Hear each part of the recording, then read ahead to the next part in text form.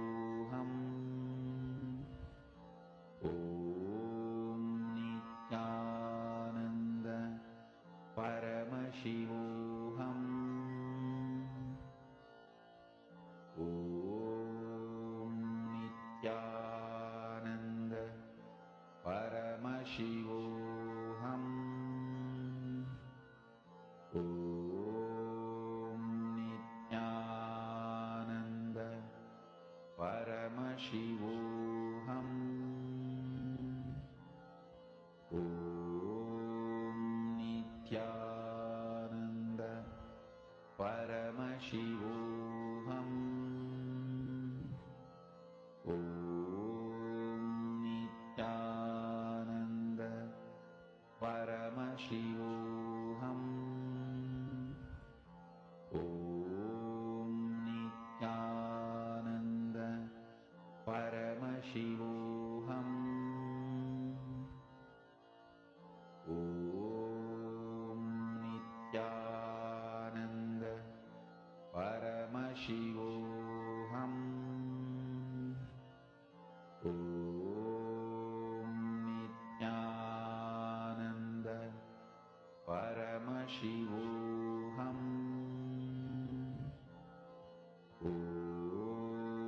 Nithyananda Paramashivoham.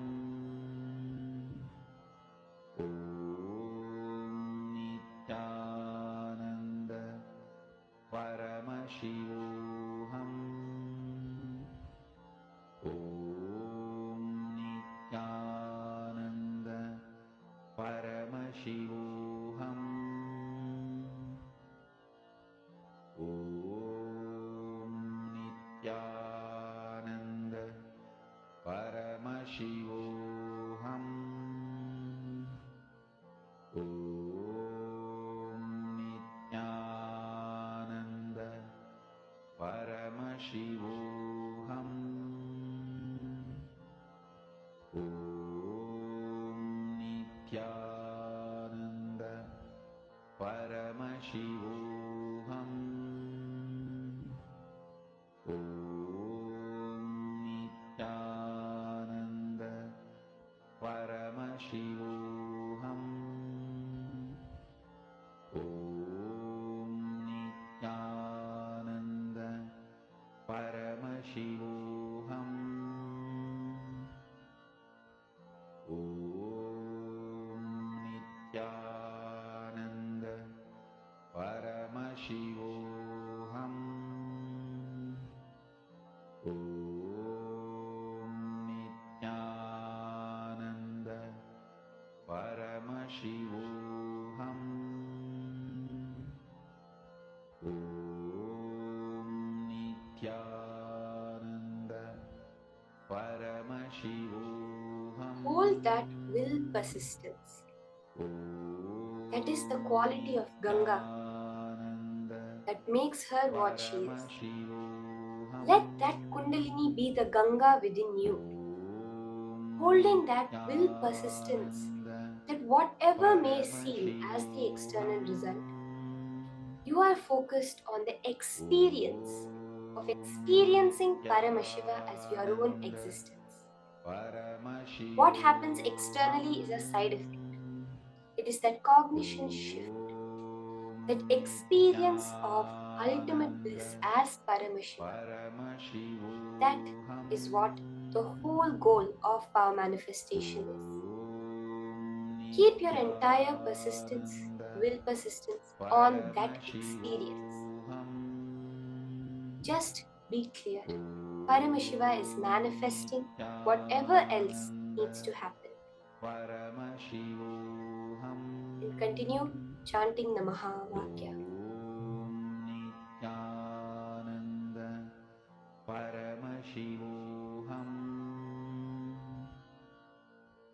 Om Nithyananda Paramashivoham. Om Nithyananda Paramashivoham. Om Nithyananda Paramashivoham. Om Nithyananda Paramashivoham. Om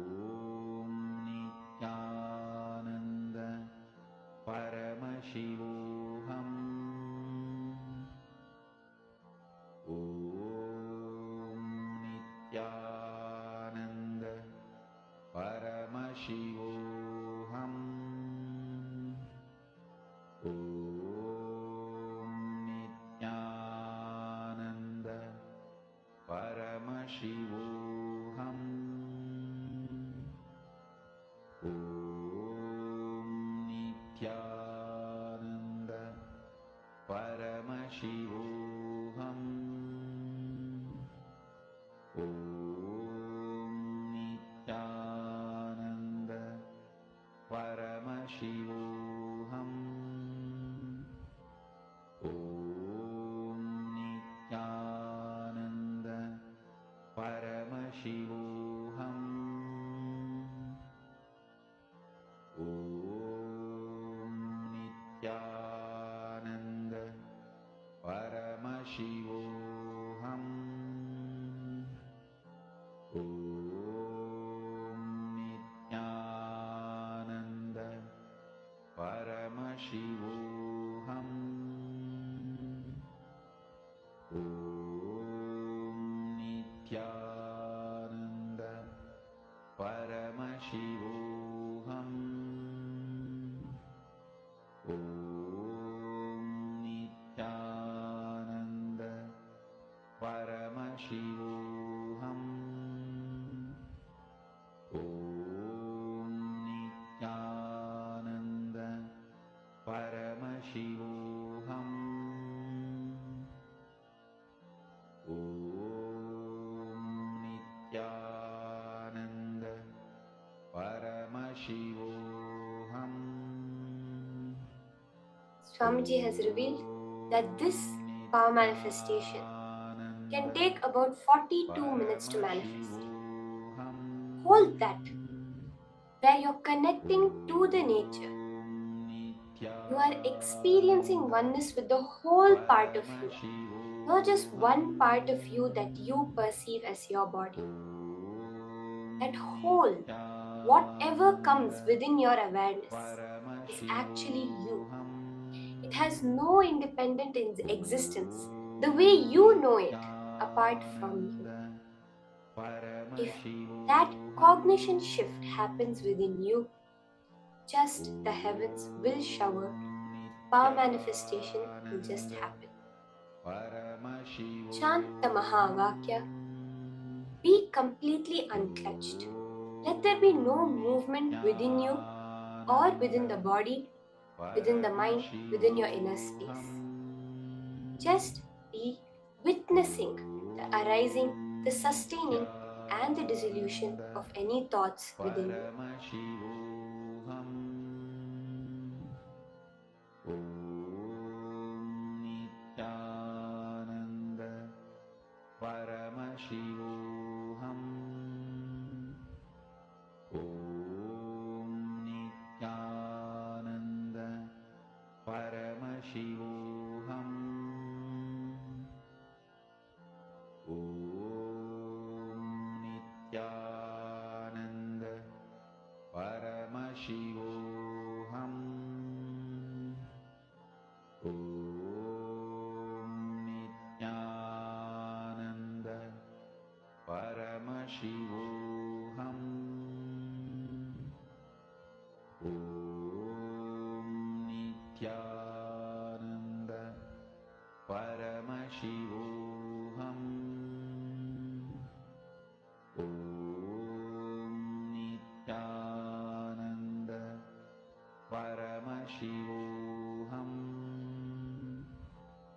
Om Nithyananda Paramashivoham.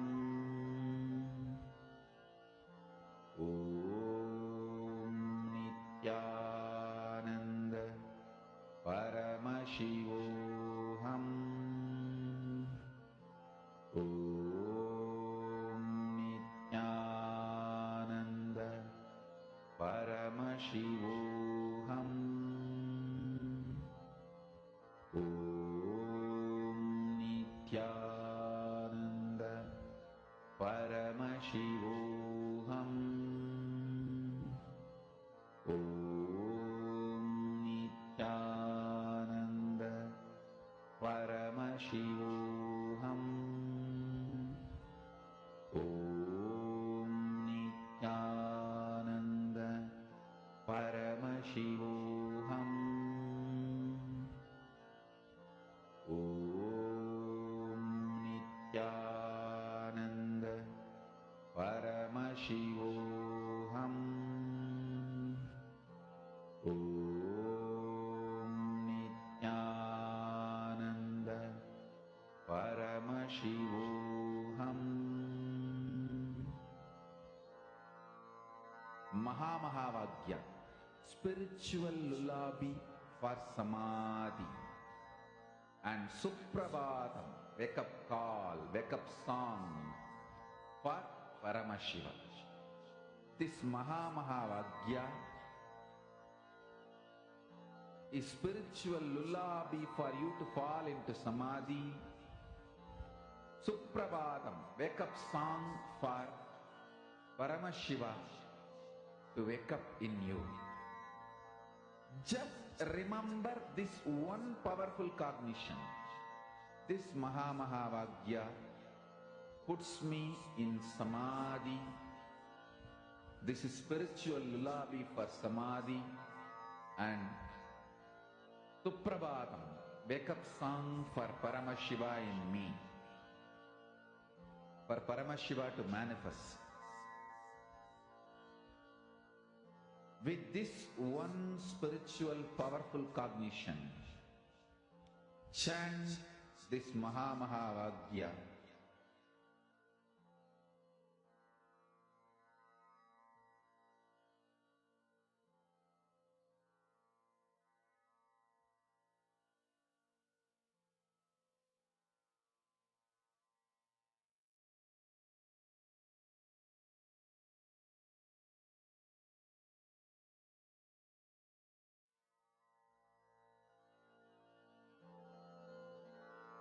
Mahamahavagya, spiritual lullaby for Samadhi. And Suprabhatam, wake up call, wake up song for Paramashiva. For Paramashiva to manifest. With this one spiritual powerful cognition, chant this Mahamahavagya. Om Nithyananda Paramashivoham. Om Nithyananda Paramashivoham. Om Nithyananda Paramashivoham. Om Nithyananda Paramashivoham. Om Nithyananda Paramashivoham. Om Nithyananda Paramashivoham. Om Nithyananda Paramashivoham. Om Nithyananda Paramashivoham. Slowly relax. You can go back and verify now. Go back to the accuweather.com website. Take another screenshot of the manifestation. How has the weather prediction changed? And as I had mentioned, if you have someone physically there, you can ask them to take a picture out of their window to what is the shift that has actually happened in the weather. Swamiji always says that our focus is on the experience. So post whether what did you feel while you were doing the whole manifestation process? Intense coolness, intense heat. What were the shift, the cognition click that happened while you were doing the manifestation process?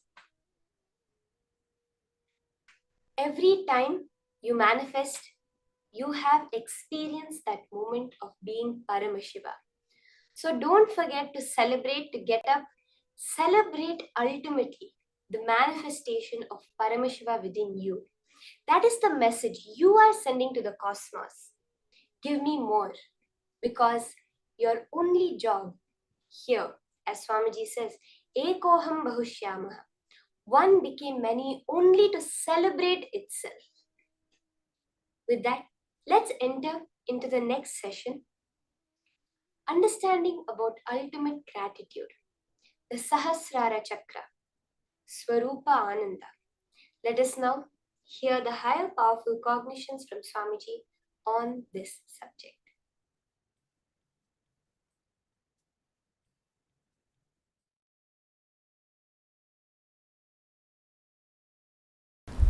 The opinions like love, hatred, those signals occupy such large space in your brain, they form like a fort and do not let you see beyond the wall. Listen, listen. Seeing this world does not make you incapable or incapable of not seeing the other worlds. No. Opinions you form about this world stops you perceiving the other planes. Listen. I'll repeat. See, this world you see. Bur, Bhuva. In the human body, you have access to all the three. Bhur, Bhuva, Swa. In human body, you can experience Swa also. Bhur, Bhuva, Swa. All the three you can experience in this human body. This Bhur, Bhuva, Swa, these planes which you are seeing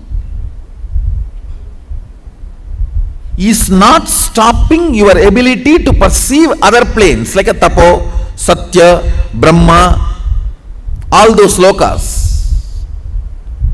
But the opinions you form about these worlds becomes a huge fort inside your brain, Sahasrara Mandala, 1,000 petal flower. When that fort is built, then you are not able to see outside the fort. That stops your ability to perceive the multiple dimensions of the universe. Listen. Actually, choices are not only not freedom, they are anti-freedom. Listen. Choices are not only not freedom, they are anti-freedom. You are so engrossed, engaged, feeling you got the result.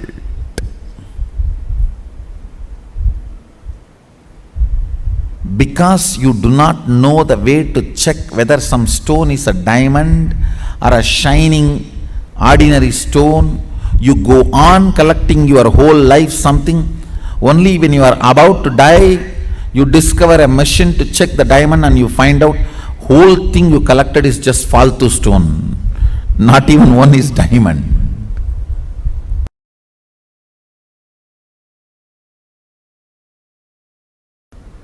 The more dimension life you manifest, more fulfilling you are, more complete you are, more Sadashivatva manifests through you. Understand? Understand? Through puja, if your breathing becomes very, listen, intense does not mean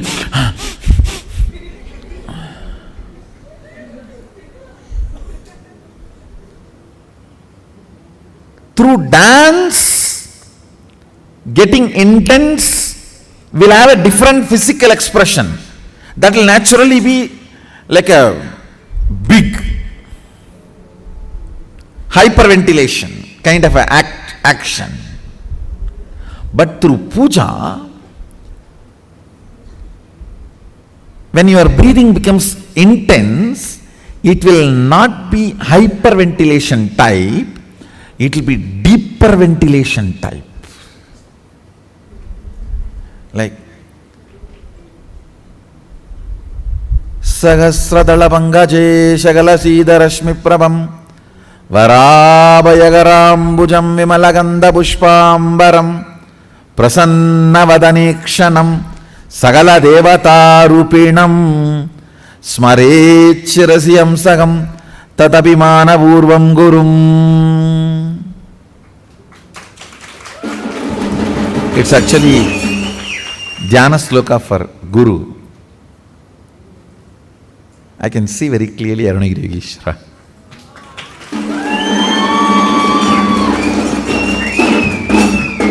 Sahasradala Pangaje Shagala Sida Rashmi Prabham Varabhayagarambujam Vimalaganda Pushpambaram Prasanna Vadanikshanam Sagala Devata Rupinam.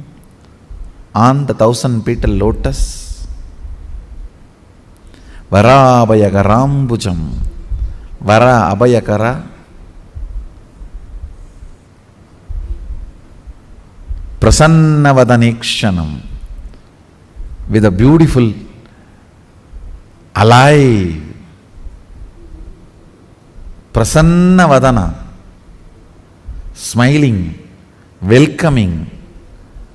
Prasanna cannot be translated just as a smiling or welcoming. Prasanna should be smiling, welcoming, alive, illumined, graceful. All that words should be added. Prasanna is something which brings you to the present. Prasanna Vadanekshanam Sagala Devata Rupinam, embodiment, or in the form of Sagala Devatas, all the gods and goddesses. Smarechirasi Hamsaham Tatapimana Purvam Gurum means with my breathing flow, Hamsakam. See, Hamsam is the integrity syllable of your breathing. Listen carefully. Integrity means being what you are known for.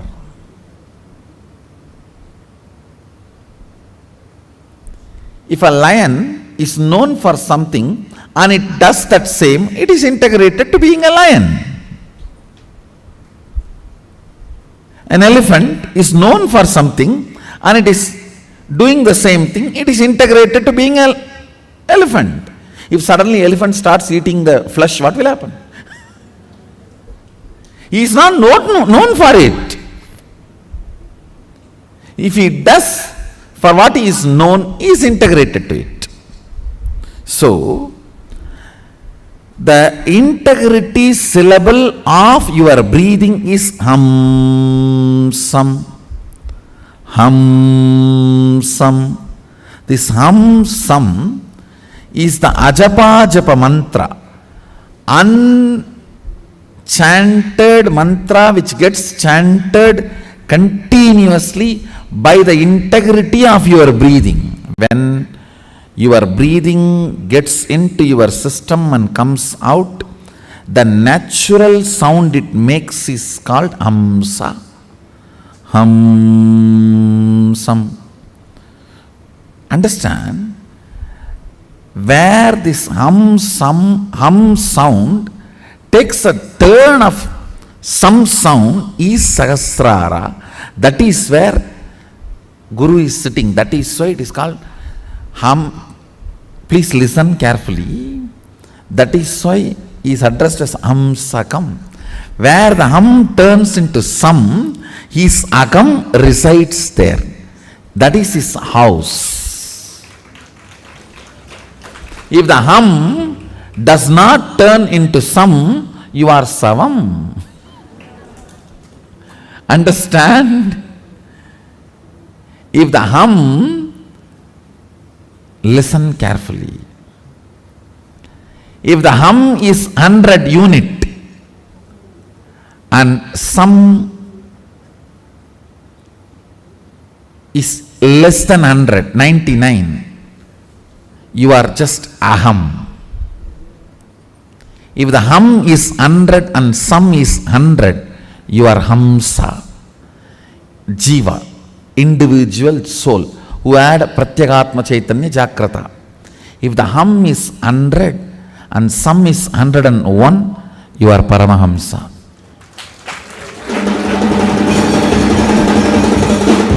Listen carefully. This hum-sum proportion decides the level of integrity you have in your system. This hum-sum, that decides how many dimensions in your brain are open and available, accessible to you. Listen very carefully.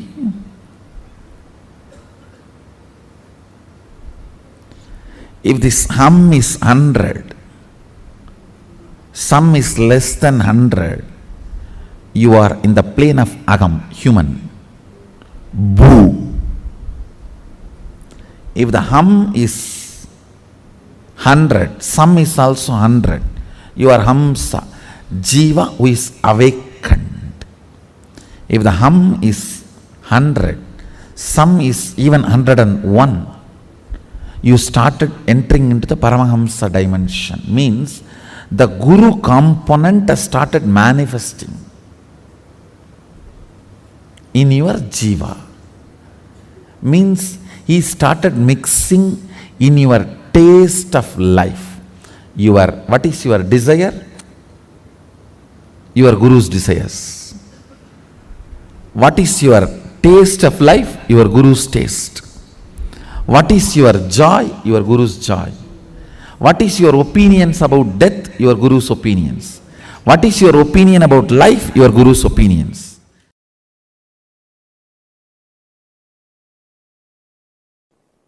If you start enjoying the narration you carry about you, Svarupa Ananda, and everyone around you enjoys the narration about you, which they carry in them. In that space,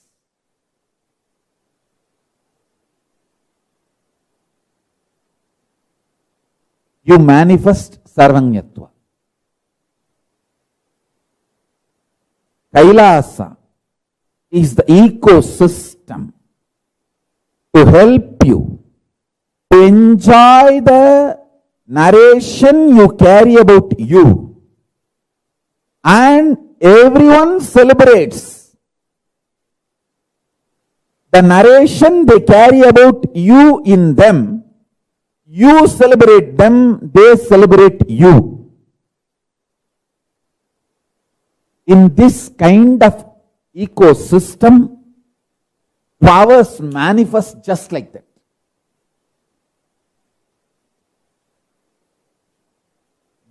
That kind of a ecosystem makes nectar flow in your Sahasrara chakra, in your crown center.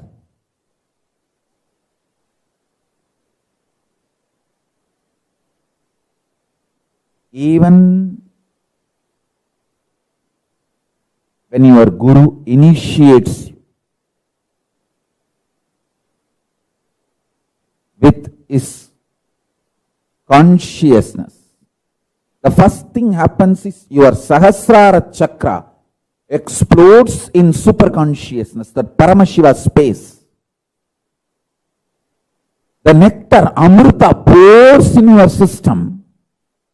You enjoy the beautiful narrative of you carry inside you. That you are Paramashivatva. And you enjoy the Paramashivatva of the whole universe, everyone around you. And everyone around you enjoys you.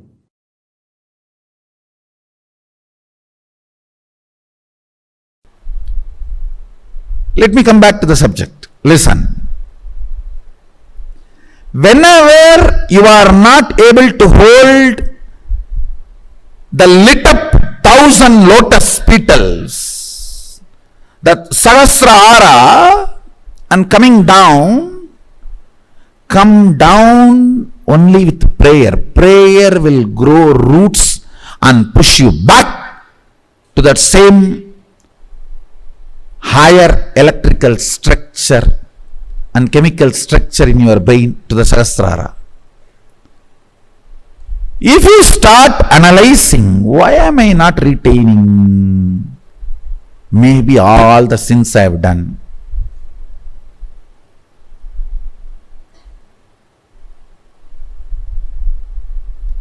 That is complete stupidity. Wrong diagnosis makes duplicate doctors.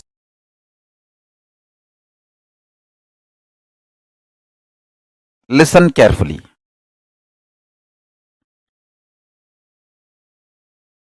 All of us are given something and denied something. Nobody can say, I am not given anything. You are still alive, breathing. So that proves life is given to you. Naturally, even if you are richest man in the world, there are some things which is not given to you.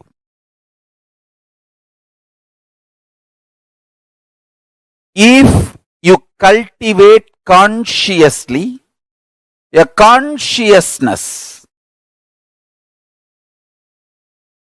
the inner space which feels grateful for whatever is showered, your biology is ready to give birth to great boons of life. Understand?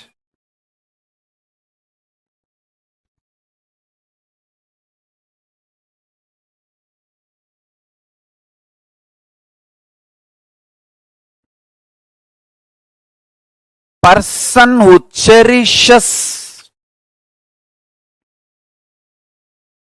what is showered in the life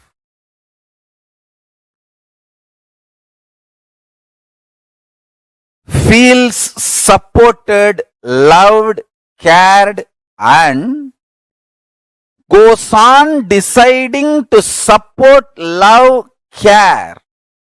Understand? This space is heaven. I tell you, all I need for me to run my whole day is just consciously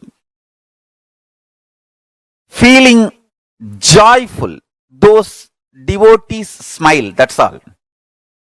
See, when I open the eyes from Samadhi and see the two-way, when I see all these people, that's all is my food. Nothing else is needed. No other food is needed.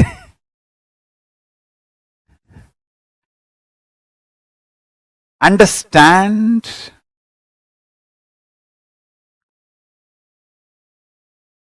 The biology you carry, inner space you carry,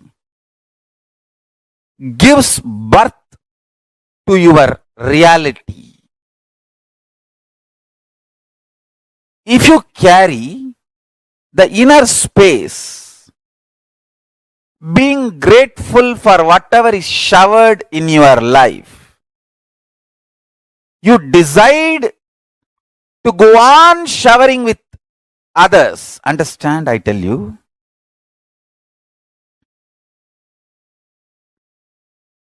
Whoever enjoys by contributing are gods,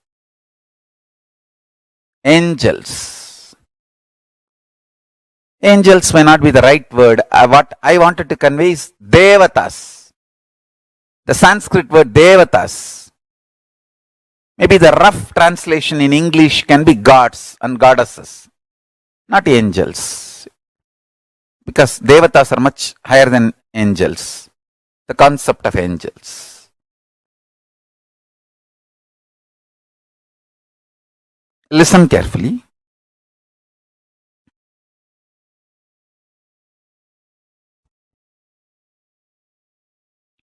If you feel exploited, frustrated, you will go on vomiting poison, destroying, pulling down.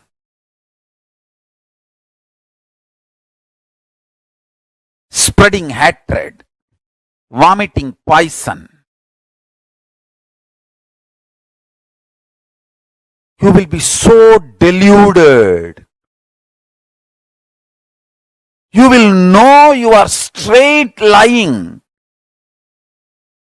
And you will believe it is perfectly alright. That is the worst delusion. That's the worst delusion. Money gets more money. Integrity gets more integrity. Laziness gets more laziness. Abuse gets more abuse. Joy gets more joy. Bliss gets more bliss. Sadness gets more sadness.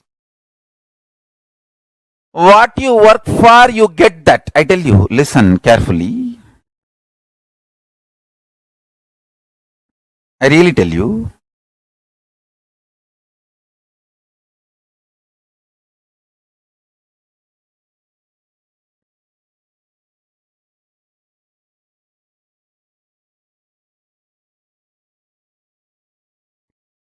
Make integrity as a strategy for your life.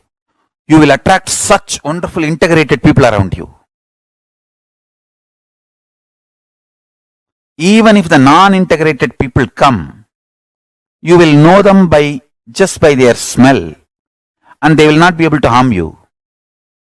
You know how to protect yourself, save yourself, and continue your service. Love for the consciousness. Love for the existence. Understand? The source of life is all about going on contributing.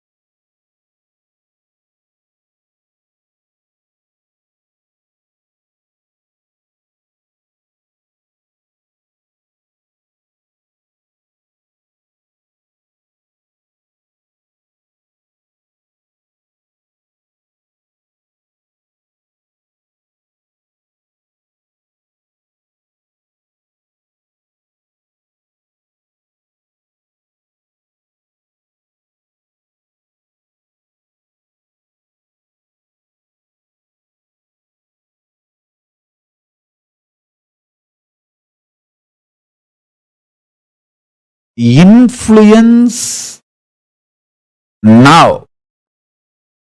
Influence the present moment. Be powerful over the present moment. Understand? Live in the present moment is not a complete truth. Have power over the present moment is the complete truth. The power of now is having power over now. Listen. Understand how you feel about you now and how you feel about the world now. Make that too powerful. If you understand and make yourself powerful, that you are Paramashiva, you will understand world is so auspicious and you are the power. Whatever you think, perceive, even as bad, was never bad, is never bad, will never be bad. It is your wrong perception is the problem. Delusion is the problem. Everything is happening properly. You just need to add more life positivity, more understanding. You just need to remember again and again, you are Paramashiva, and face everything out of strength and powerfulness.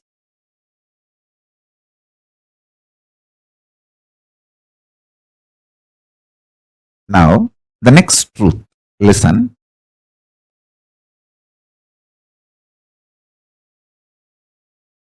Sometimes you feel the world is literally falling. The roof is falling on your head. You are crushed. You are collapsed. The world is just, sky is falling over your head.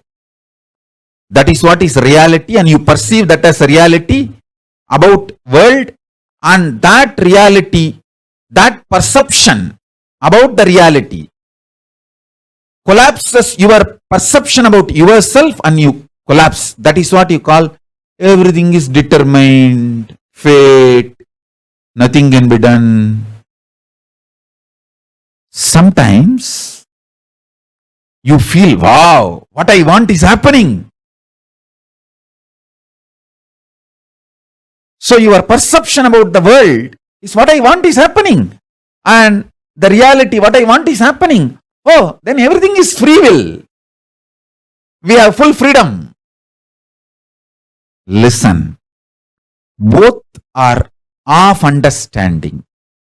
Determination or free will, both are of understanding. Sometimes when things happen as you want, you feel, oh, life is free will.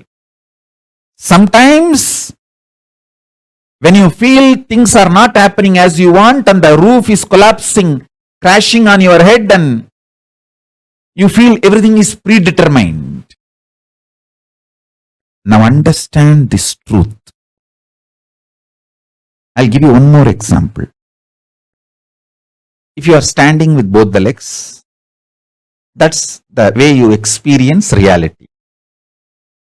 You raise one leg, that is your freedom. After that, you cannot raise the other leg also. That is determination. So understand, the choices you already made are binding your future freedom possibilities. The choices you already made are binding your future possibilities. This is when you feel whether life is free will or predetermined.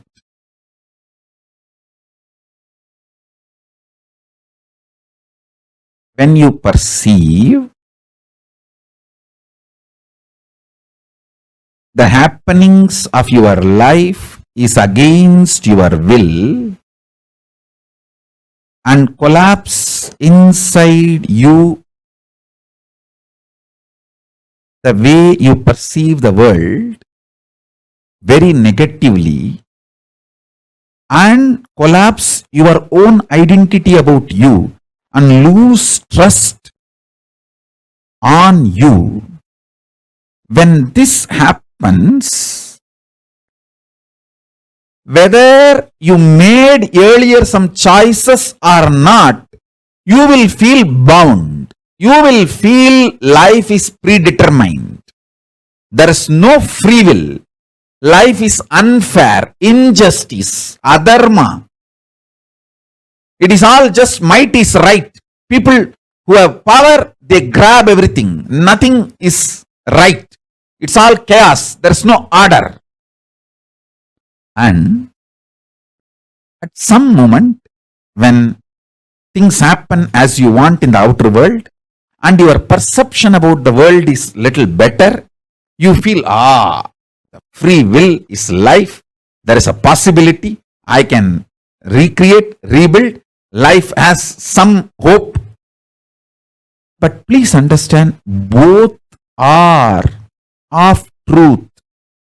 Why even the idea of free will is of truth? Because you feel relieved, hope because of outer world happening. But the real truth is, if you decide to cognize the truth, you are Paramashiva, Paramatma, ultimate powerfulness. Understand? Whether life is predetermined or free will, the super determinism is the truth. Answer for the question whether life is free will or predetermined is life is super determinism. Neither predetermined nor free will. It is super determinism. Understand? Empowering yourself with the truth, reality. You are Paramashiva. You are the ultimate Paramatma. And from that truth, reality, making your perception about life, and with that strength of your subjective truth about yourself and your subjective experience about the world, impacting the world, the reality is super determinism. This is the real way of existing. This is what I call freedom. Freedom is not choices. Freedom is manifesting the reality you want to manifest.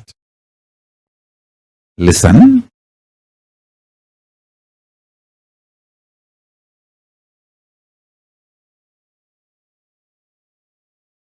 When you subjectively decide to cognize the truth, you are Paramashiva, you will see that super power of coincidence place in your life, and you manifest super determinism. I give you two methods for you to achieve the super determinism. One, deciding to cognize you are Paramashiva because that is the truth. That's the truth.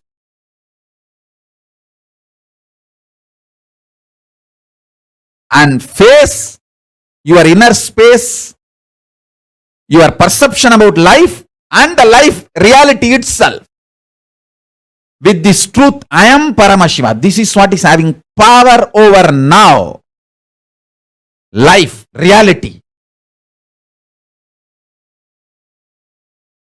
That's first. Second, always tell everything to your Atmamurti. You can pray, you can cry, you can express your frustration, you can express your joy, you can express your gratitude, you can even fight, do everything with your Atma Linga and Atma Murti. Everything, continuously talking to your Atma Linga and Atma Murti will give you the power to manifest what you want, Shakti, and Buddhi to change wherever you need to change. Above all, Bhakti, the romantic existence with cosmos. You will get all three. Constantly talk to Atmalinga and Atmamurti. Listen. Take these two as the method to achieve super determinism. One,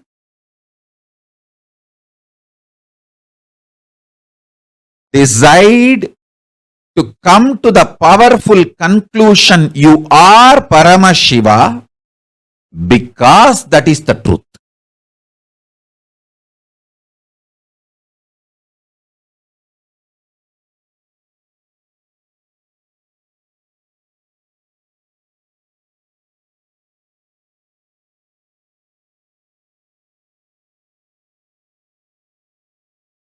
Om Paramashivoham. Om Nithyananda Paramashivoham.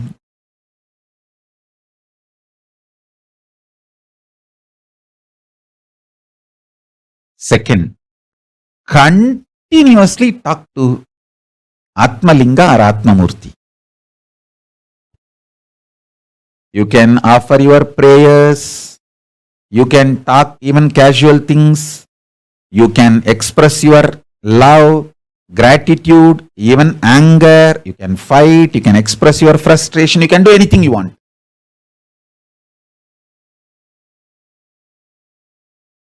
And I commit with you, I will respond to you immediately. I'll give you what you want. Shakti, to manifest your life as you want. Buddhi, intelligence to alter. If at all you need to alter somewhere your wants for your greater, better, complete life.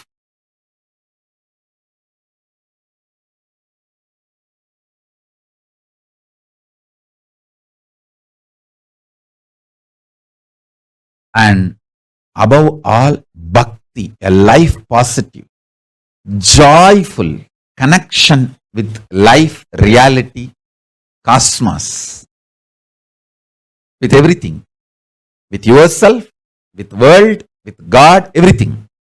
And yukti, method to live enlightenment, and mukti, enlightenment itself.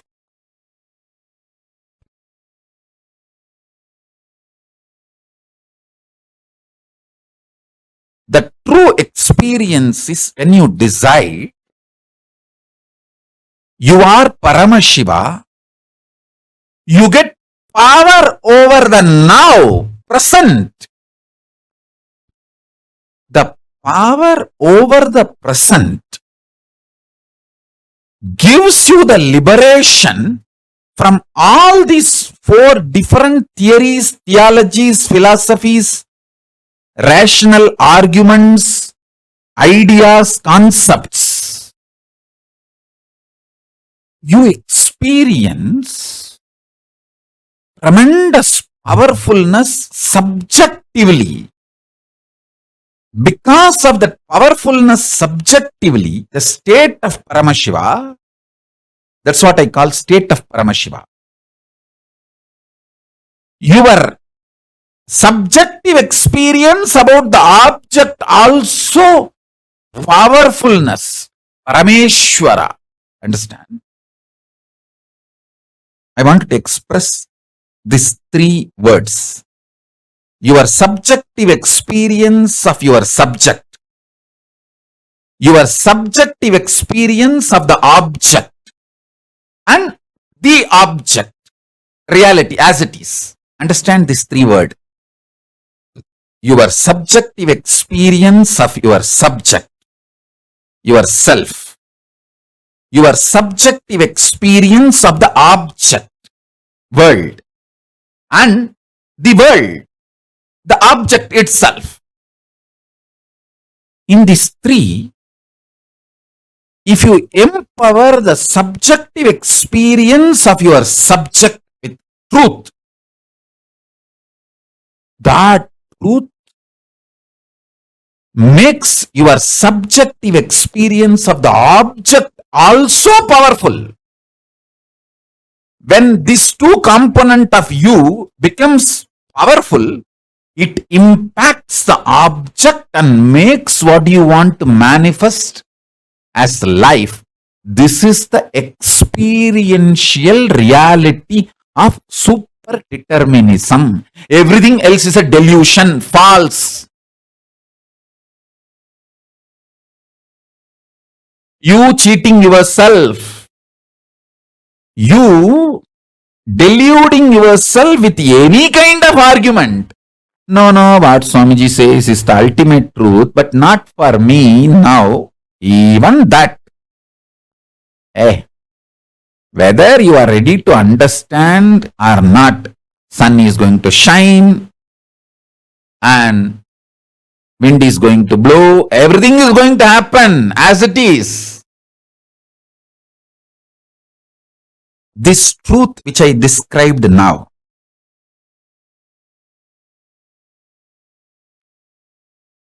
I'll explain the next level. Listen. Super determinism means empowering your subjective experience about you, your subject, with the truth you are Paramashiva. Paramashivatvamasi. You are Paramashiva.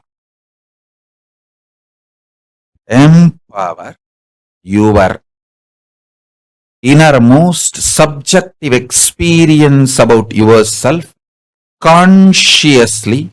You are Paramashiva because that is the truth. And from that powerfulness, analyzing your subjective experience about the object, world, understanding everything happened in your life is just to trigger this enlightenment in you, trigger this awakening in you. Even the grahas, there is no graha, bad graha. There is no time, bad time. Only to remind you about your great truth, the grahas act. When you don't want to be reminded to live the higher reality, then no other way, the grahas has to make you understand. All grahas focus on awakening you. They are all working sincerely for your inner awakening. Understand?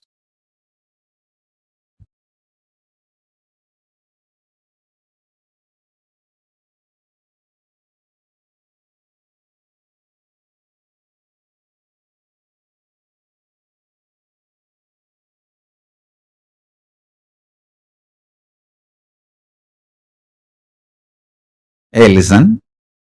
Sometimes your babies or pet, they go into kind of a trance mood when they listen to my satsang and just they settle down. You may be thinking they are sleeping. Even if you think they are sleeping, don't wake them up.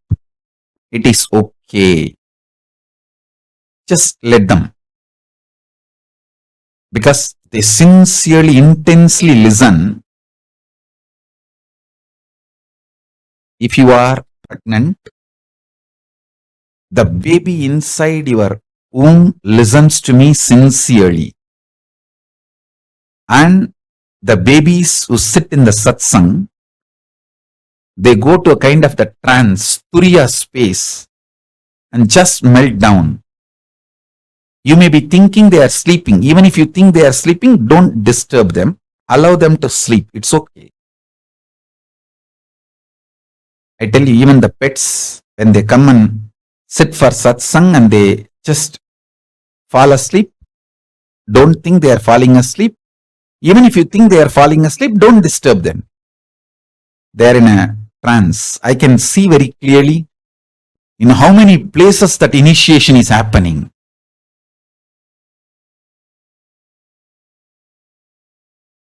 When initiation happens, so many people react in a different way. Babies go into the trance of Turiya. So all of you, allow this initiation to happen inside you and to everyone around you. If you have pets and kids, get them to satsang. Even if they sleep during the satsang, don't worry. Let them be there. Because these great truths, they get inside the system and become bio-memory. It becomes just bio-memory. Listen. Now listen to the next truth. See, whenever the objective reality impacts your subjective experience about the object and damages your subjective experience about the object, that damage, when it gets overloaded, impacts your subjective experience about the subject itself. That is what I call you gaslighting yourself. Nobody gaslights us. Understand? Nobody can gaslight unless we allow the gaslighting. Whether gaslighting or enlightening, it's your responsibility. You allowed gaslighting of the society. So allow my enlightening.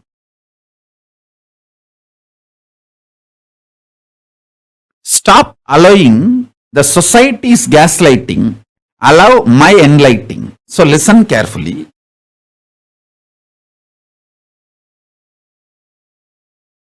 Subjective experience of the object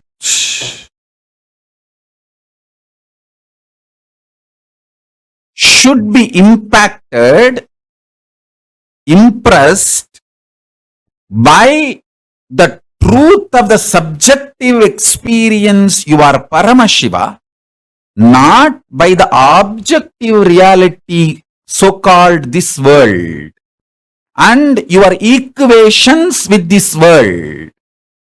You always have wrong equation with this world. Always you feel injustice is done to you. Somehow that becomes default cognition. When you allow that pattern to get rooted in you, you damage your inner space, the subjective experience of the objective reality world. When you damage your inner space, that damage impacts your experience about your self. This is what I call powerlessness. Understand? You should know why you are not able to live in the present moment. Only then you can heal yourself and start living in the present moment. Otherwise, just teaching, oh, live in the present moment, live in the present moment. Nobody can live. Nobody can live in the present moment unless they understand why you are not able to live in the present moment. Listen. If you feel so much injustice is done to you, and feel anxiety, panic attack. Your subjective experience about the object world is impacted by the world, others, outsiders, everyone. And if you feel so much of injustice is done, panic attack, anxiety, all that, be very clear, you cannot live in the present moment and you are going to literally commit spiritual suicide if you make decisions from that space. You are only going to destroy yourself more and more through any decisions you make from that space. First thing, stop making decisions from the pain, frustration, anger, violence, powerlessness of the subjective experience about the objective reality. Listen to that. Listen to this truth. More and more decisions you make out of the painful inner space, deluded inner space, the inner space which is hurt by the outer world, the inner space which you allowed to be hurt by the outer world, with the idea there is injustice done to you, or the subjective reality impacted by the objective reality, the objective world, due to sometimes you blame an individual person, or sometimes you blame a situation, sometimes you blame the ecosystem, sometimes you blame the whole world. Whoever you may find, blame or not blame, sometimes you will even blame yourself. Even that is wrong. Blaming yourself is not something cute. No.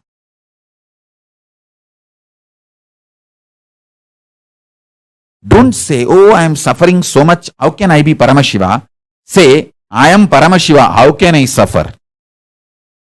Change the whole thing. Listen. Don't say, I am suffering so much. How can I be Paramashiva? No. Say, I am Paramashiva. That is the truth. How can I suffer? Let truth empower your experience about you and empower your experience about the object. Let the truth empower the subject's experience about subject, subject's experience about object, and object itself, all three. This is what I call super determinism.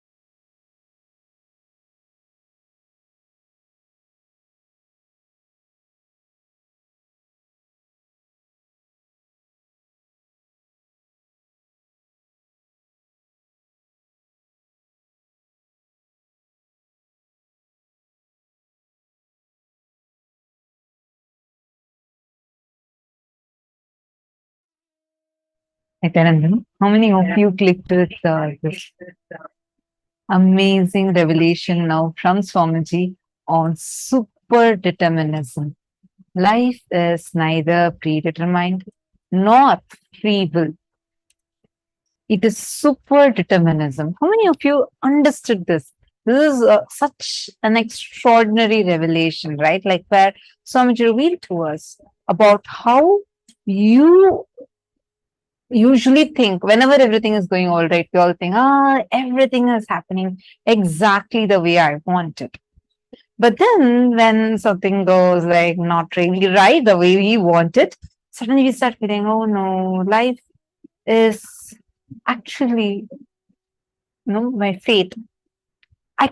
Someone is somewhere in the remote corner of some heaven, somewhere where God is sitting and conspiring against me and writing my fate like this. Look at my fate. This is how my fate is. How many of you have thought like this before? Please raise your hands. We all keep thinking, we keep saying that, oh, this is all my fate. This is my fate. That is my fate. Please post. Come on. How many of you had this thinking or have had this thinking about either life, you think life is free will or you think life is predestined? You call it in various languages, in different ways, but the essence would be something like, this is what God has written on my forehead and this is what is my life going to be like. Am I right? It's actually quite a popular terminology. I think literally we all would have grown up hearing this. Ankita has posted this. Sometimes I given excuse for my failure by thinking it is fate. See, Ankit, actually, you don't even need to think in that much level. It's not just we blame our failure to be fate, but we think that fate, when we use, it's like putting it on some other entity which we don't feel is, we don't feel responsible for it. And we also feel we don't have the power to change it. Yeah, understanding? I used to put all the unpleasant things in life as my bad karmas from previous life. So now all of you are seeing it, right? How all the time we blame something, and like we usually just say, this is my fate, what can be done? That nothing can be done. Nothing, how much ever I try, nothing can be done by me for this. Nothing can help me fix this. This is a generic thing that all of us carry, and we feel so stuck about it in our lives. Only if all of you identify where exactly you feel, you'll be able to identify and understand what Swamiji is saying as superdeterminism. First, I request all of you to write, what do you understand as seeing your life as it's all predestined, fate? And curse, many times people curse God for it, saying, anything that happens good in life, you'll say, oh, I achieved it. Something goes wrong, we all the time curse God and say, oh, why is God so sadist? Why does God plan only suffering in my life? All is, look at my friend. Even though I'm much more qualified than her, look at what she is getting, what he is getting. And say, this is what to do, this is what my fate is. And there are some people who say, no, fate like that, things don't exist. It's all your free will. You can choose your life. Neither of these are right, nor are they complete cognitions. There is something called as default future. Default past creates default future. And there is something called as your free will. But the free will word is a very shallow word. There's something more deeper called as the superdeterminism. That superdeterminism is what gives you the power to influence the reality the way you want to influence it. take some more time, because what we all listened to just now was such an extraordinary cognition that Swamiji has revealed to us. Where Swamiji explained to us about how nothing is, you can never put something into a box saying this is all. Like Ma Ankita had posted. Like, we usually blame our failures and say this is all my fate, what to do. Or what Ma Saroj posted. All bad karmas, he say, yeah, these are my previous Janma karmas, my past birth karmas. Actually, even there we feel like we are not even responsible for it. We feel like there's a certain distance. You only feel responsible for what you do in this life. How many of you are clicking with us? I just want first to request all of you, if you could all let me know, how many of you understand thus far? Please post yes in the chat if you have understood so far. Please take a moment. This is one of my favorite topics, because if we understand the science of superdeterminism, we will be able to influence the reality the way we want it. You will not be struggling, stuck with things saying that I didn't get an opportunity to do this, I didn't get that opportunity. And you think, oh, why I put this much of effort? If everything is about free will, my friend, he didn't do anything for it. He didn't work for this, he didn't work for that. How come he's getting so much more? Whereas I worked for it. I sat, I did so much of work, then I should have been getting it. Then why am I not getting it? So you feel like, okay, this is all, fate, destiny. First understand where you are looking at life saying that this is free will, this is fate, and both of these making you powerless. Now let's understand what the superdeterminism is. Empowering yourself with the truth, the reality. You are Paramashiva. You are the ultimate Paramatma. And from that truth, reality, making your perception of life with that strength of your subjective truth about yourself, subjective experience about the world, impacting the world, the reality is superdeterminism. You cognizing you are Paramashiva. From that cognition, reality that I am Paramashiva, making the perception about life, not from the cognition that you are whatever identity you think yourself to be, but from the cognition, I am Paramashiva, you looking at your life from that, and with that strength of that cognition of your life, from the subjective experience about you, subjective truth about you as Paramashiva, subjective experience of reality, the experience you're having of reality, you impacting the reality is superdeterminism. How many of you understood this? I wanted to share with all of you. There's like one experience I had, which is very strongly related to this, I feel. So I'm going to be sharing that. First, I'm going to request all of you to type this one cognition and please share it on Facebook. I'm going to be projecting this for all of you. Take a few minutes. Just the first definition that all of you are seeing. Take a moment and please type that down. Then we'll be going further into this. Take a moment. All of you, please type down the first definition. I'm going to be reading out so that it's easier for all of you. Empowering yourself with the truth, reality, you are Paramashiva. You are the ultimate Paramatma. And from that truth, reality, making your perception about life.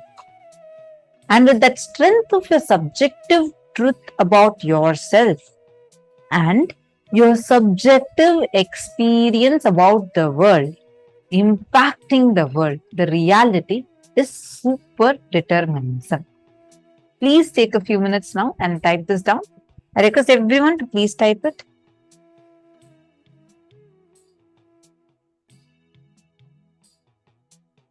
All the participants, please sit up.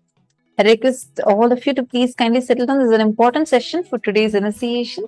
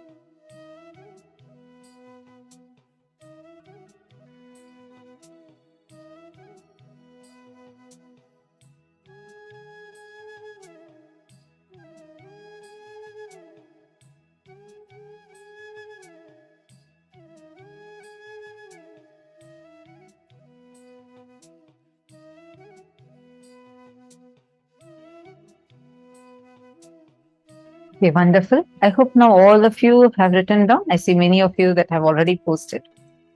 Great. See so many of you who have already posted. Wonderful.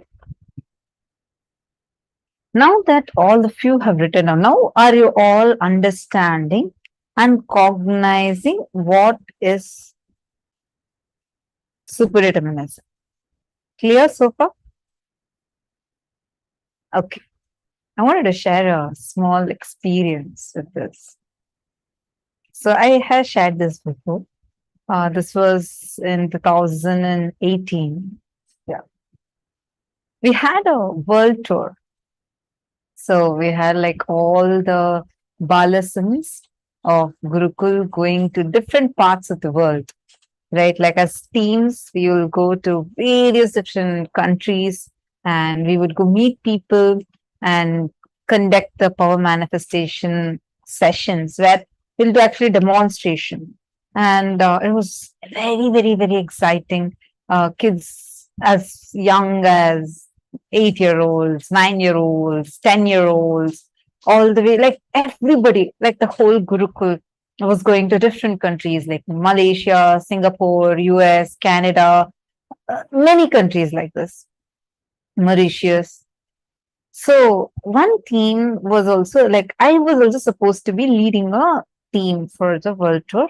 And then plans had changed and it was decided that I am not going to be going and I'm going to be like I had zero plans of going for the world tour at that time.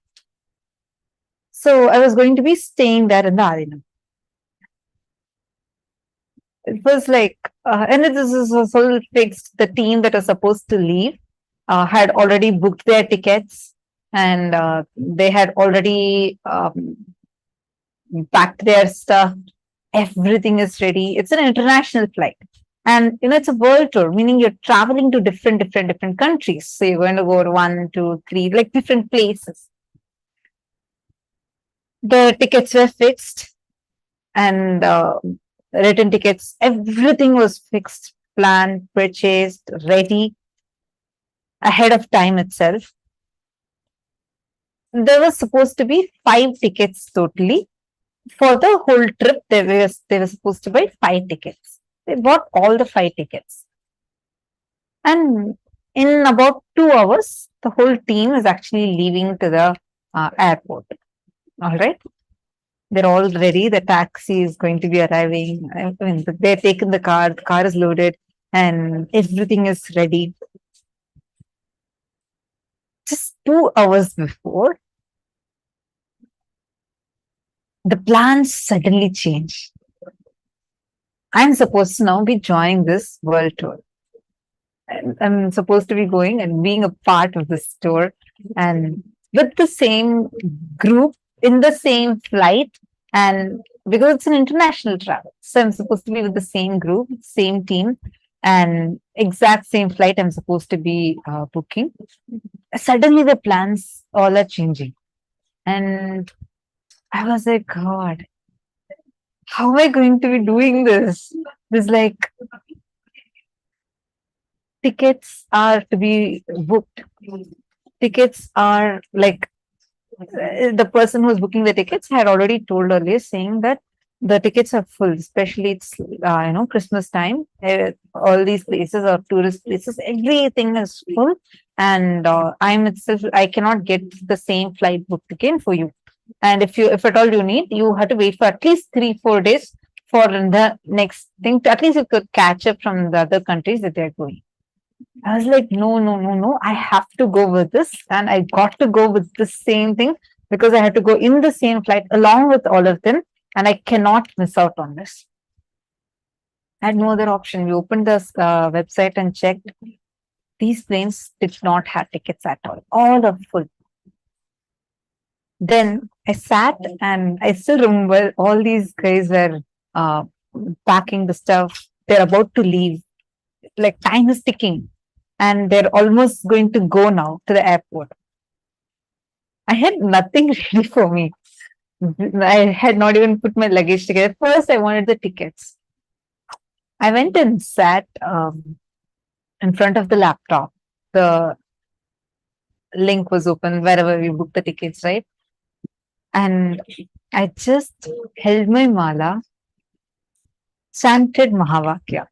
Just this one cognition, there's such a strong cognition in me that the moment I connect to Swamiji, chant Mahavakya, definitely it will change. I was like so sure. The person who was booking the tickets, he was like getting really anxious. He's saying, no.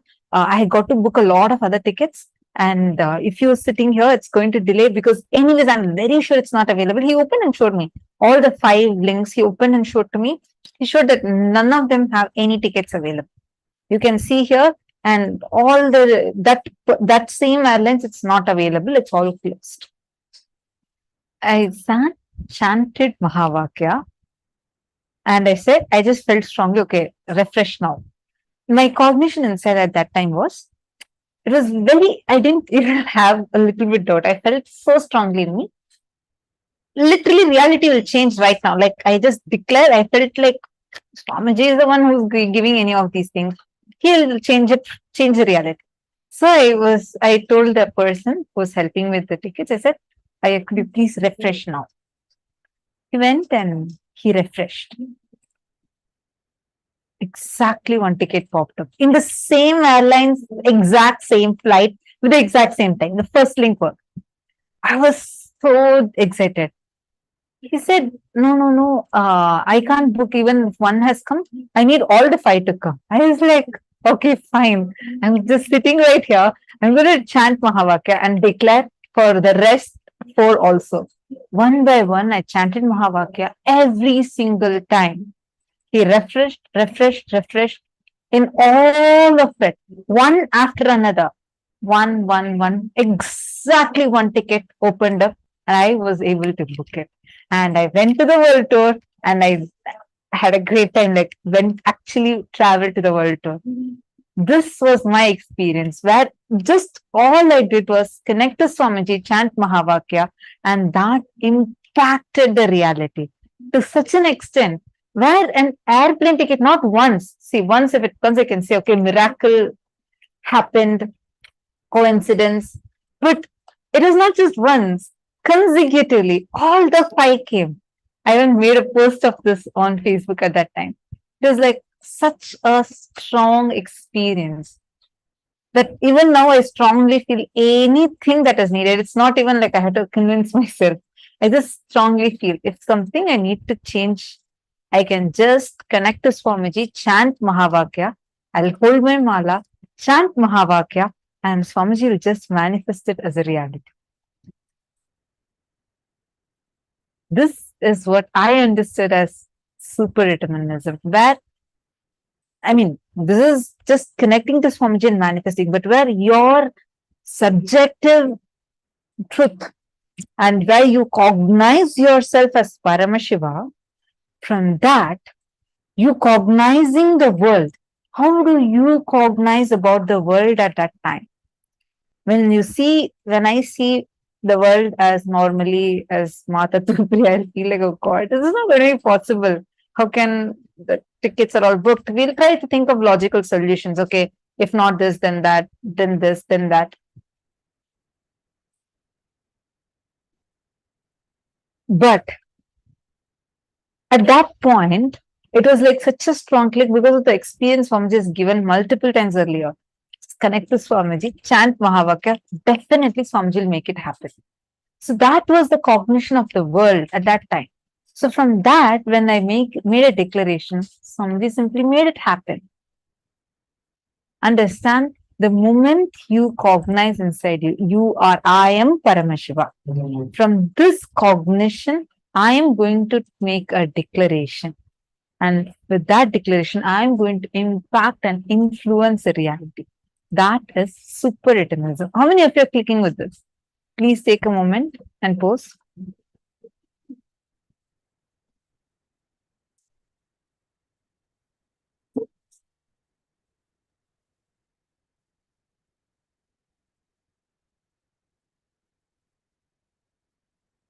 Yes, great. How many of you feel inside of you now that anything you need, you will be able to actually change it. For example, the actually many kids in Gurukula has seen them do this. Whether it's connecting and playing with nature or changing something, changing the things outside, you don't need to work on it externally, but with just your strong decision and will, you'll have the power to impact, influence, and change the reality. Now, let's understand this a little more deeply. Now, take a moment and cognize inside of you, what is this super determinism? Understand, freedom is not choices. We all usually think freedom is choices. Oh, I have variety of clothes to buy. I have variety of lifestyles to choose from. Choice is only suffering. Freedom is manifesting the reality that you want to manifest. What are choices? Even if you have 100 choices, you're limited within those 100 choices. But freedom to manifest is you deciding, declaring what you want to manifest, the way you want to manifest it, and actually manifesting it. Freedom. See, life is neither free will nor predestined.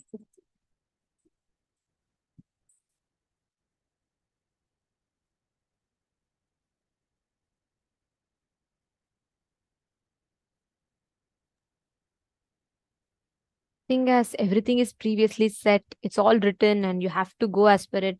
And at the same time, there's no such thing as, everything is completely free will. Like as you decide, it will happen. Life functions based on super determinism.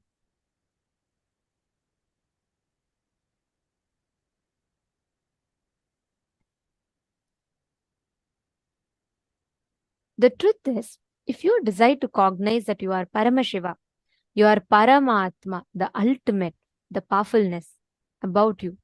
From that subjective truth, if you understand your perception about the world, impact the world, that is called super determinism. All the issues, all the problems that we have, if we just connect, if we just understand the significance of what our will is, are we going based on free will or are we going based on our perception of fate, what is predestined?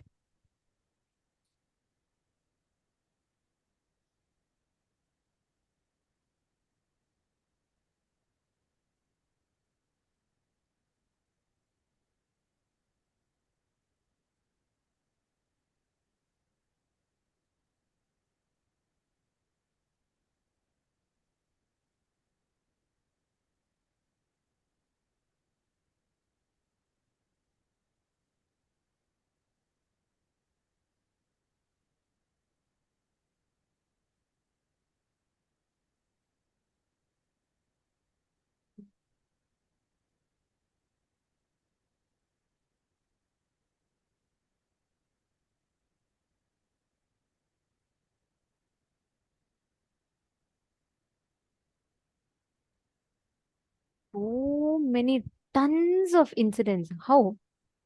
What we think, many times we will think, oh, just because it is not happening the way I want, oh, everything is fate, nothing is under my control, better let me just leave everything.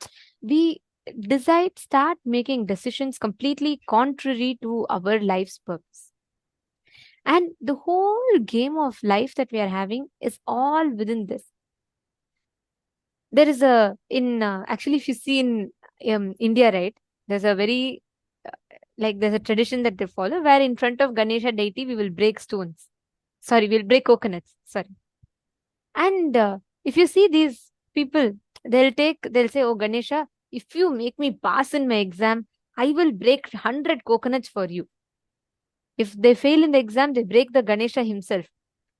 We either take it to the extreme of breaking 100 coconuts or we take it to the other extreme of breaking the deity itself if it doesn't manifest. But both are wrong.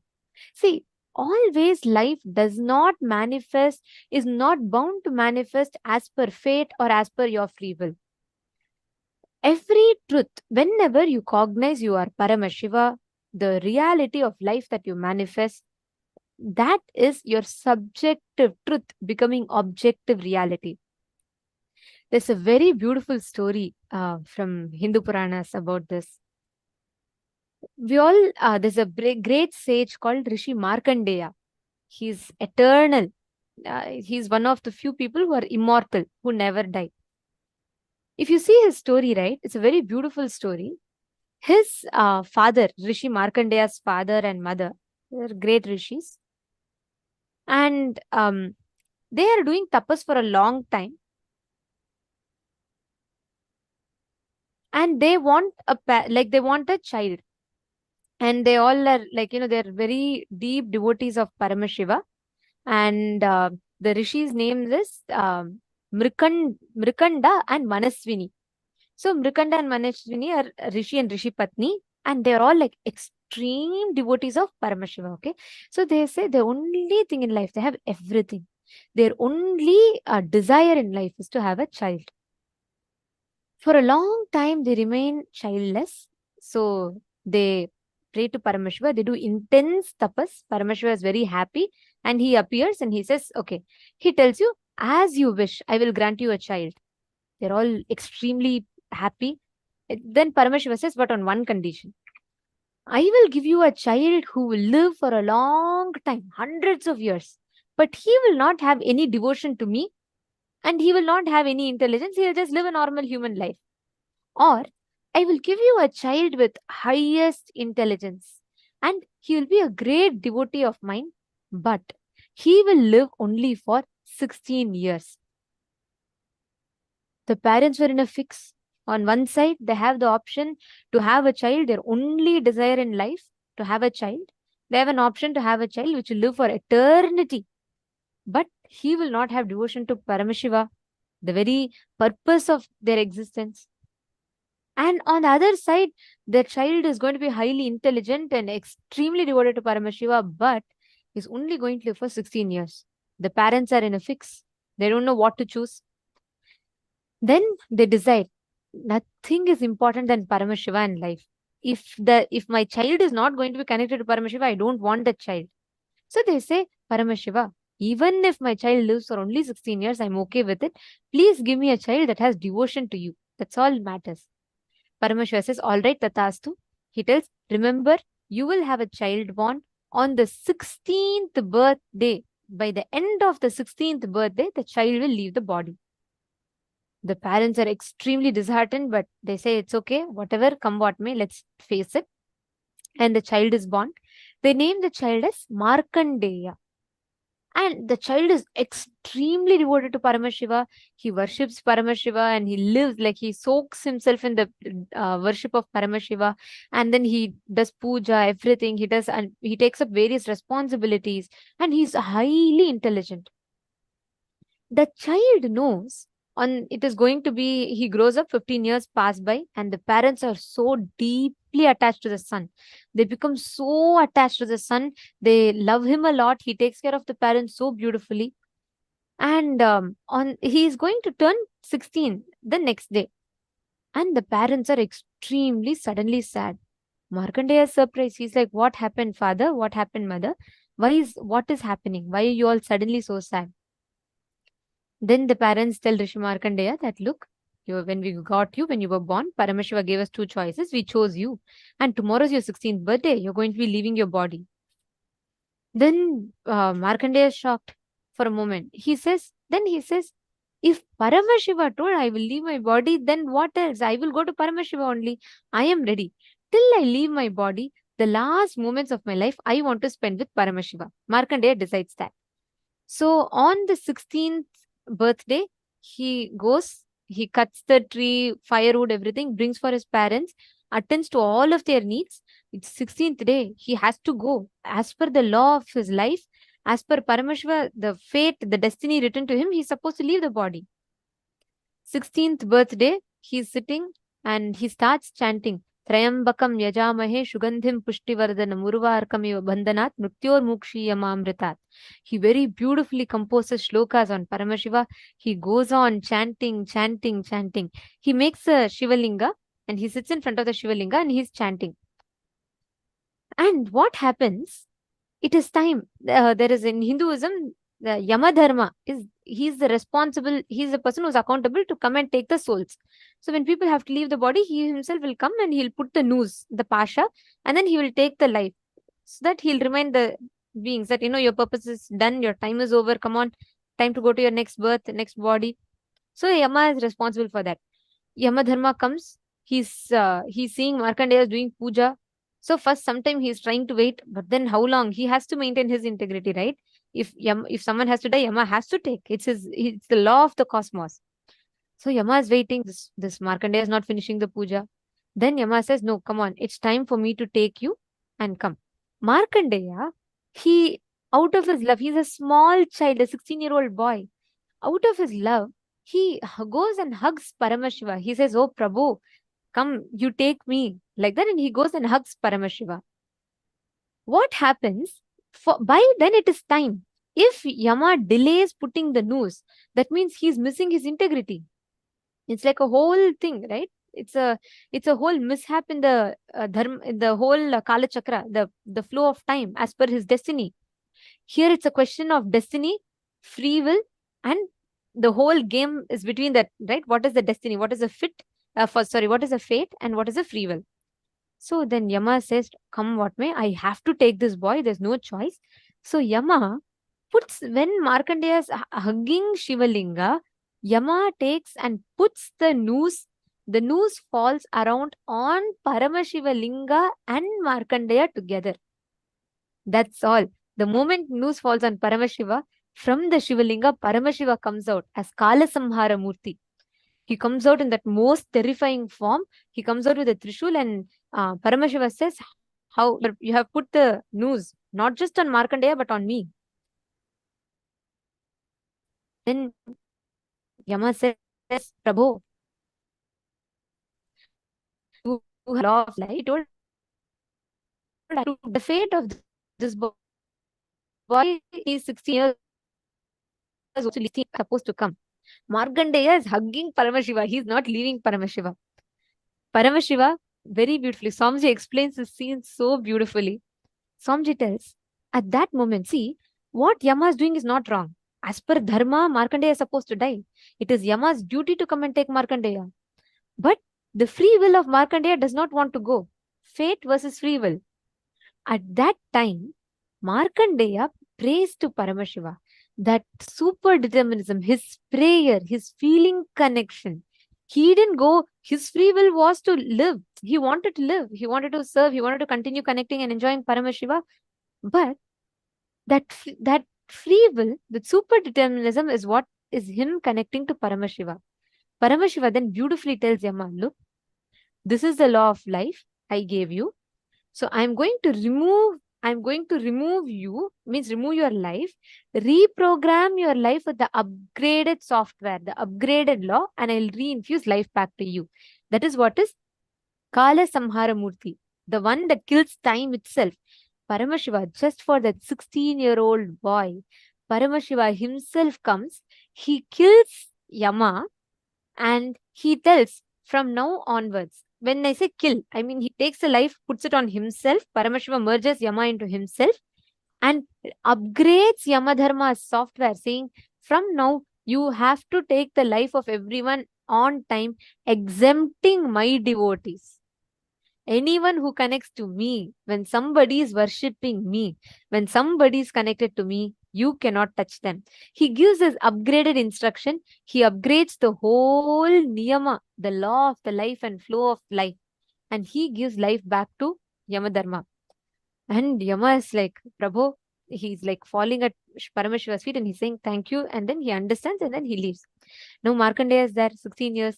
Paramashiva looks at him and says, just because of your integrity, I am giving you a boon that not just you will not die, you will eternally be 16. You will always be 16, eternally 16, and you will connect to me.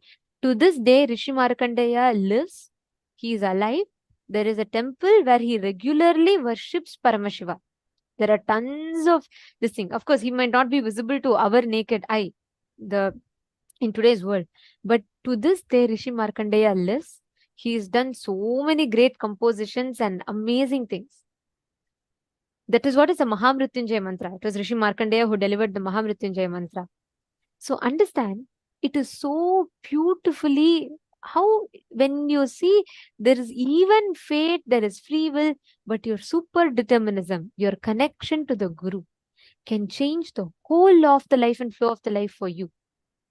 There is no such thing as free will. There's no such thing as just because you want, you are going to do it forever. At the same time, there's no such thing as predetermined. There's no such thing as it's fate. You have to do this, it'll happen. Beyond both, there's power of consciousness. Super determinism. How many of you are catching it? You're clicking.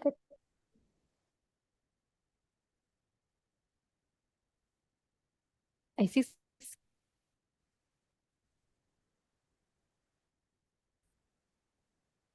To go as free will. We will always be stuck in the loop of time. We'll always put ourselves into that time loop. Great.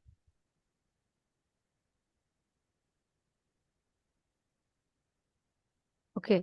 Ma Mahaganeshwari. You've asked a question. Just heard part of the sentences from Swamiji's revelation that you both, your both feet stand on the ground. Freedom is you lifting one foot and the other foot standing on the ground. What is the super determinism for this instance? Is that you have to have one foot standing?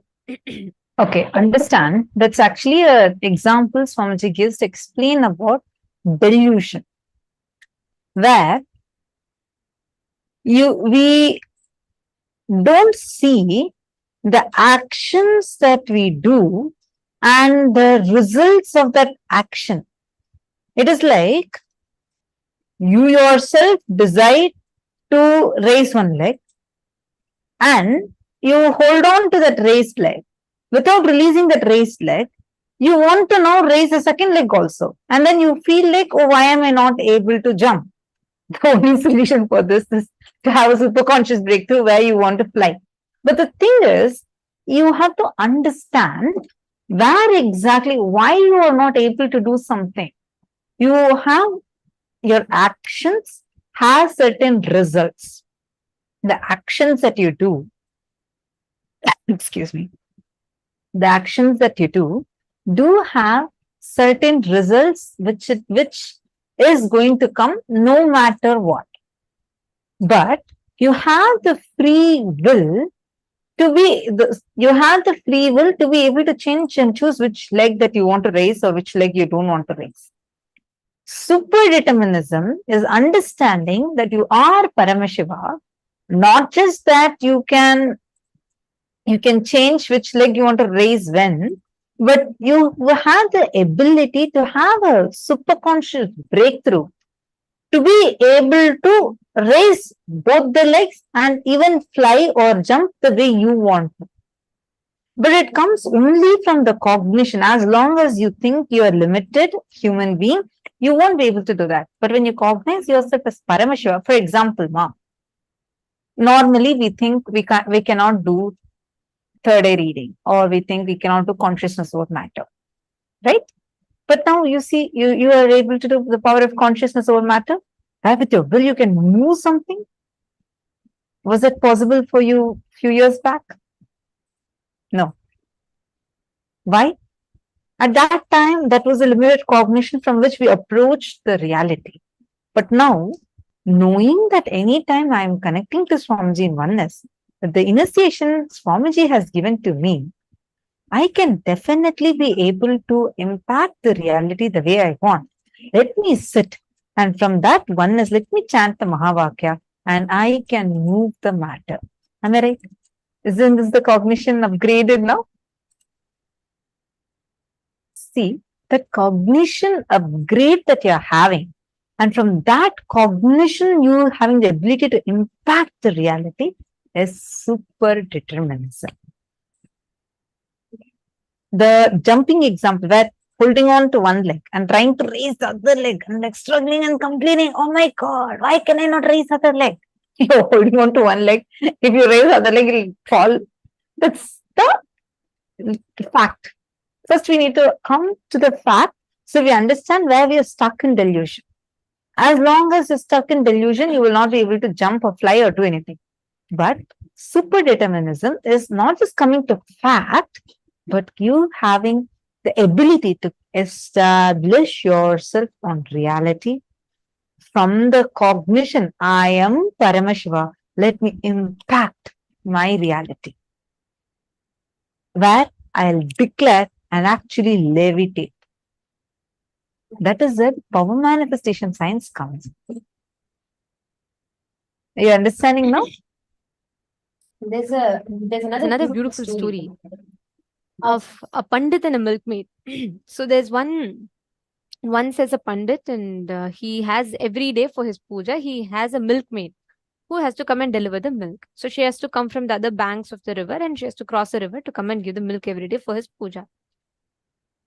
This pandit was a very arrogant guy. Means he thought he knows everything, and he thought he's very smart. And it was just dry knowledge. He only had the knowledge, not the experience. And Swamiji calls these people as dry Vedantis, who will have only the knowledge, just go on reading, but not applying and experiencing these principles in their life. So he was one such fellow, and the milkmaid had simple, innocent surrender. So she comes one day. Because of heavy rain, it gets very late, and the pandit is waiting for the milk. She comes very late, and she reaches the house of the pandit, and pandit asks, how can you come so late? Do you not know I have to worship? I have to do the puja.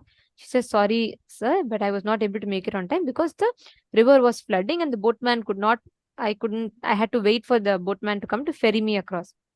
So the pandit said, what are you talking? You ignorant woman. You don't know. Just by chanting the name of Hari, people can walk on the water, and you are telling like this. So many people have crossed the ocean of samsara chanting the name of God, and you can't cross a small river. You must be joking like that. And he just scolds her and mocks her, and he goes off. But for this woman, she's so much in surrender to the existence, to life. She takes that as ultimate truth. She says, oh my God, if people can cross the samsara sagara, the ocean of bondage, chanting the name of Hari, then why can I not just cross the small pond? She says, what the master said is true. Let me take this, let me try it. And again, next day, there is heavy flooding, even more intense than the previous day. So Pandit is sure she will not come. But he hears a knock on the door, and he's surprised when he goes and finds. He's surprised to see the milkmaid standing absolutely on time. Now he's taken aback. He asks, how come? Today is flooding more than yesterday. How did you manage to find a ferry person to come ferry you across the river? She says, what, master, just yesterday you told me that, just chanting the name of God, people cross the ocean of bondage. I chanted the name of God exactly like you told, and I walked on the water. Because he only had knowledge, but not the experience, even he could not believe what he spoke. He was like, what? Are you really telling me, or are you trying to make something up? She says, no, master. I'm really telling you, I will not lie. Then Pandit says, come on, show me, demonstrate in front of my eyes, then I'll believe you. She tells, all right, what is the big deal? Come to the river. She takes him to the river. She just chants the name of God. She just chants the mantra, and she starts walking on the river. This Pandit is shocked. At the same time, he becomes more arrogant. He says, even a silly, foolish milkmaid, after listening to my advice, she is able to walk on the water. I am a great scholar.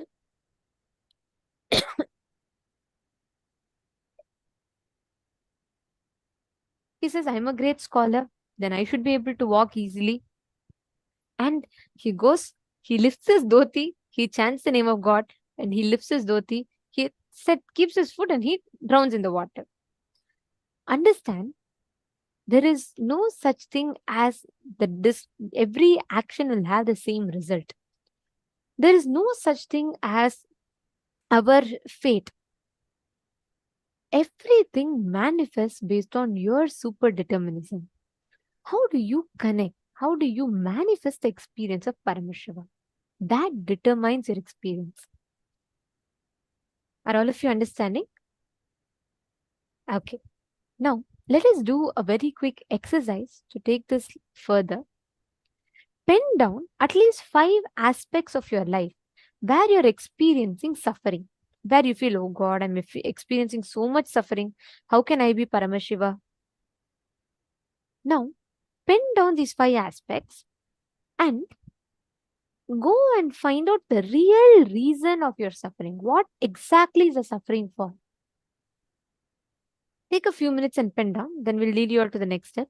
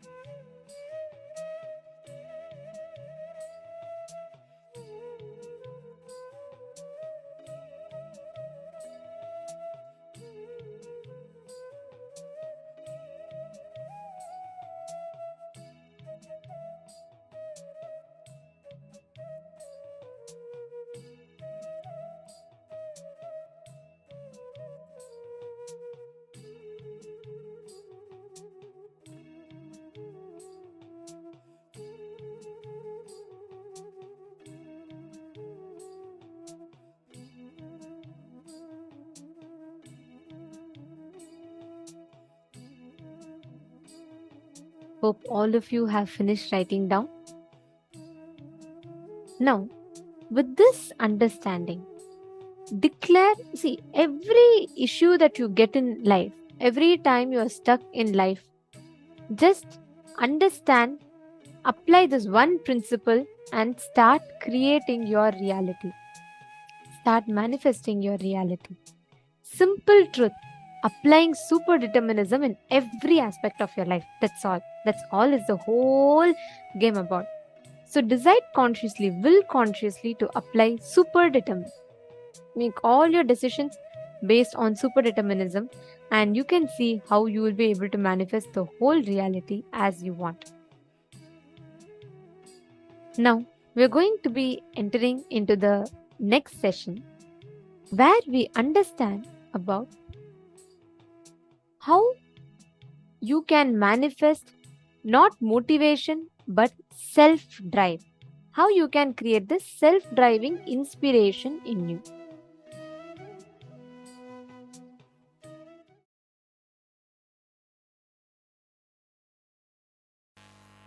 Please listen. Today I am going to only speak on one subject.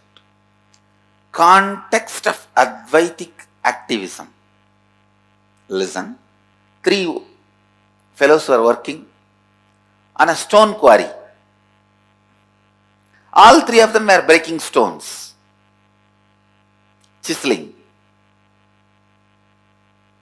with a chisel and hammer. One onlooker went and asked one worker who was very morose, sad, depressed, dull, "What are you doing?" That fellow, almost crying tone, he said, "I am breaking stones." Next guy, he was not blissful but peaceful. This onlooker went and asked, "What are you doing?" "I am making a pillar." Third guy, very blissful, brisk, energetic, real Nithyanandite. The onlooker went and asked, "What are you doing?" "I am building a temple." Understand? All 3 of them are doing the same project, same work. All 3 of them are doing same project, same work. Clear? All 3 of them are actually working under the same contractor. The context from which you are working means knowing the larger vision.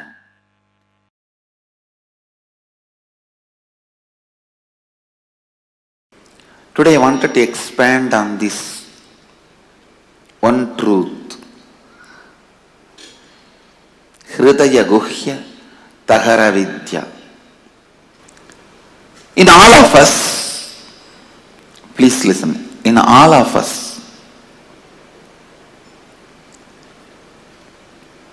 there is a strong cognition which is spontaneous for us, which forms the core of our heart, core of our being. Hridaya Guhya, which is cherished in the cave of the heart. For some people,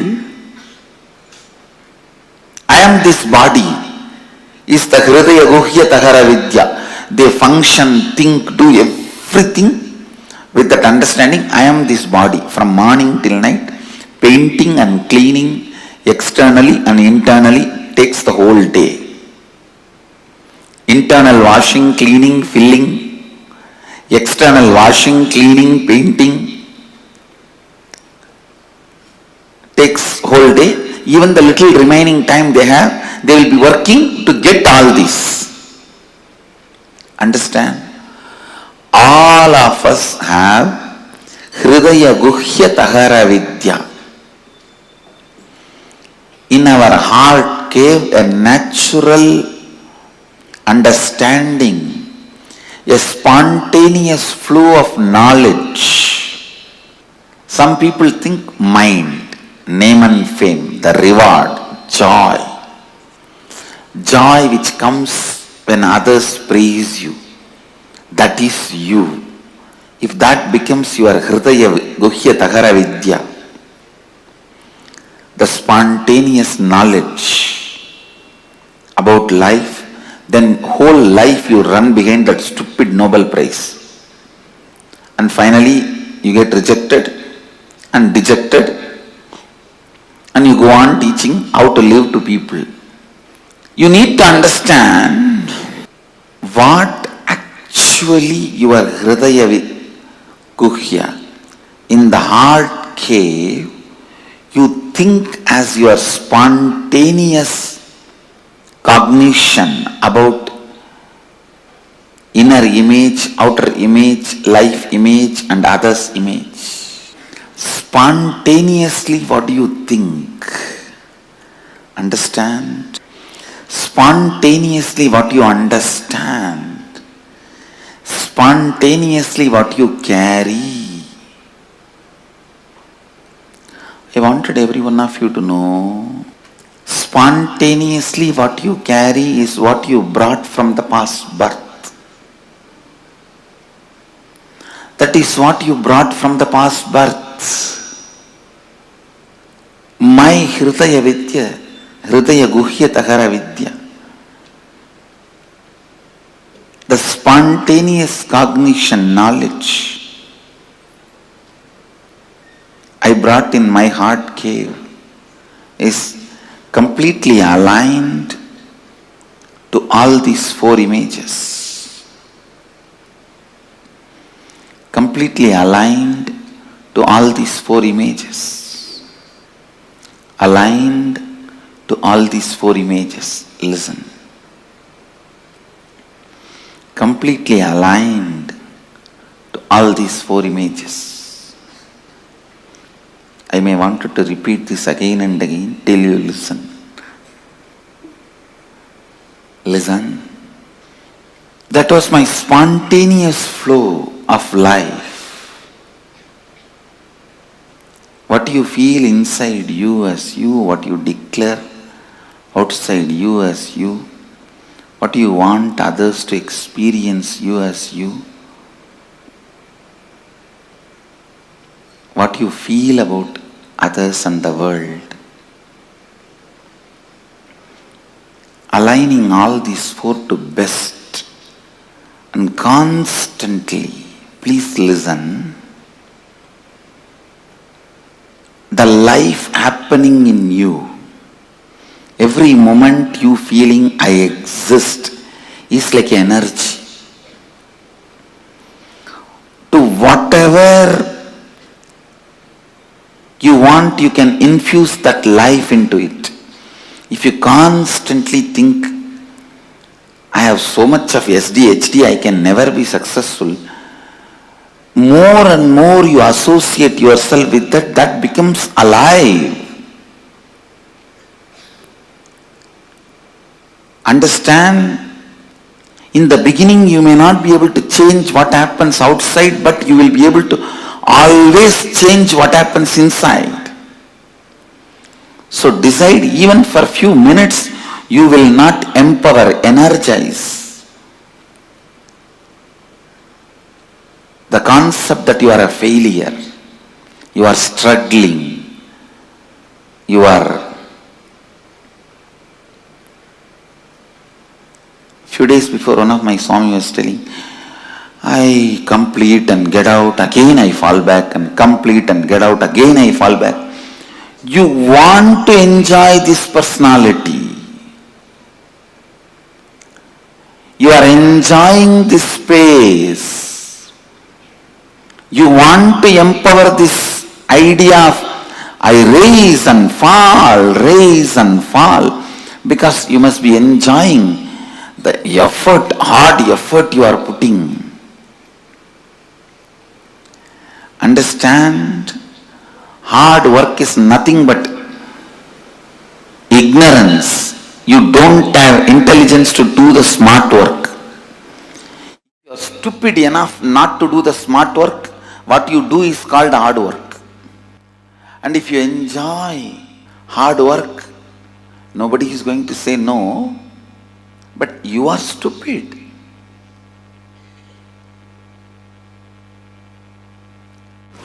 Why will you complete yourself and then come out again, fall into the same ditch and complete yourself and come out? Because you empower that cognition. I am struggling, sincere, seeker. Because you set a standard to yourself. Long ago, at least I will be a good seeker. Whether I achieve it or not, who knows? I don't think I can achieve. That and all is not possible for me. But I'll be a good seeker.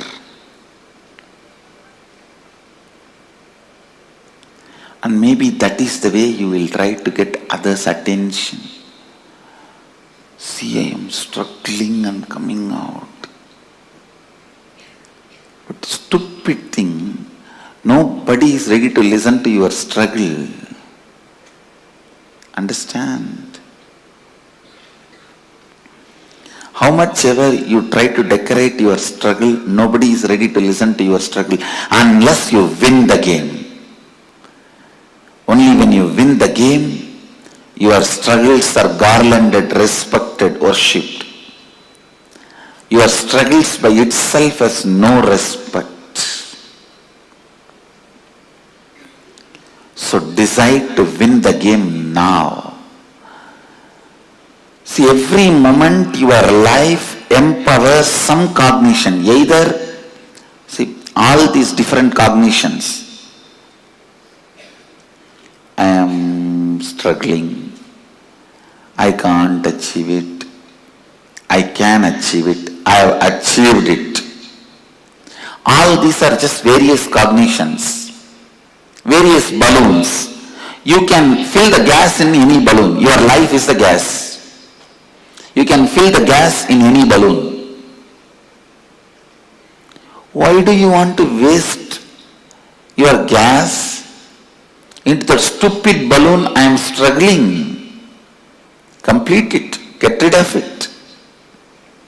I have achieved. Fill the balloon of I have achieved.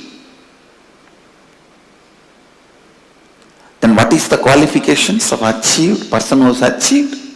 Always be aligned. This aligning, I wanted to expand on this little deeper. Morning when you wake up, just ask yourself, an authentic person who lives Advaita, how he will wake up? He will just wake up like Mahadeva and bless the world. How he will shower himself, clean himself gracefully. What he will do next? Whatever I am doing, is it aligned to my identity, which I want to build as my inner image, which I want to show as outer image, the other's image and life image, which I want to take the responsibility for? This aligning, the moment you decide, yes, this action has to be done if I want to have this outer image. After that, no conflict. No question of conflict, no question of contradiction, no question of anything else. No question of conflict, no question of contradiction, no question of anything else. In all of your life, what you want to build, clearly decide now and always align your actions to it. That is what is spiritual practice. In my case, I came with what I want, all these four clearly, And always my actions were aligned to it. That is why I claim born enlightened. Understand? The Hridaya Guhya Tahara Vidya was very clear. The spontaneous expression, the way you think, every moment you are thinking, let it be aligned to what you want to show you as you to the world. What do you want to feel you as you to you? What do you want others to feel you as you? What do you want to feel as world? Again and again and again align yourself to that authenticity.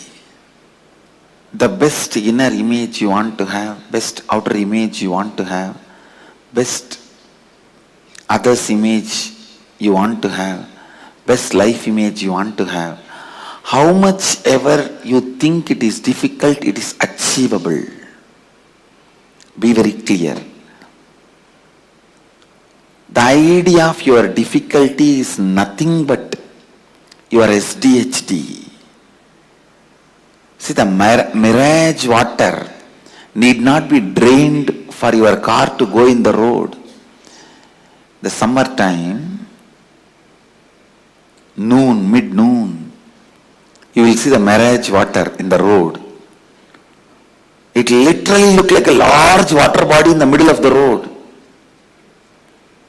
Do you need to bring big motor pumps, pipe and drain the water for your car to drive? No. You just need to understand it is illusion and drive.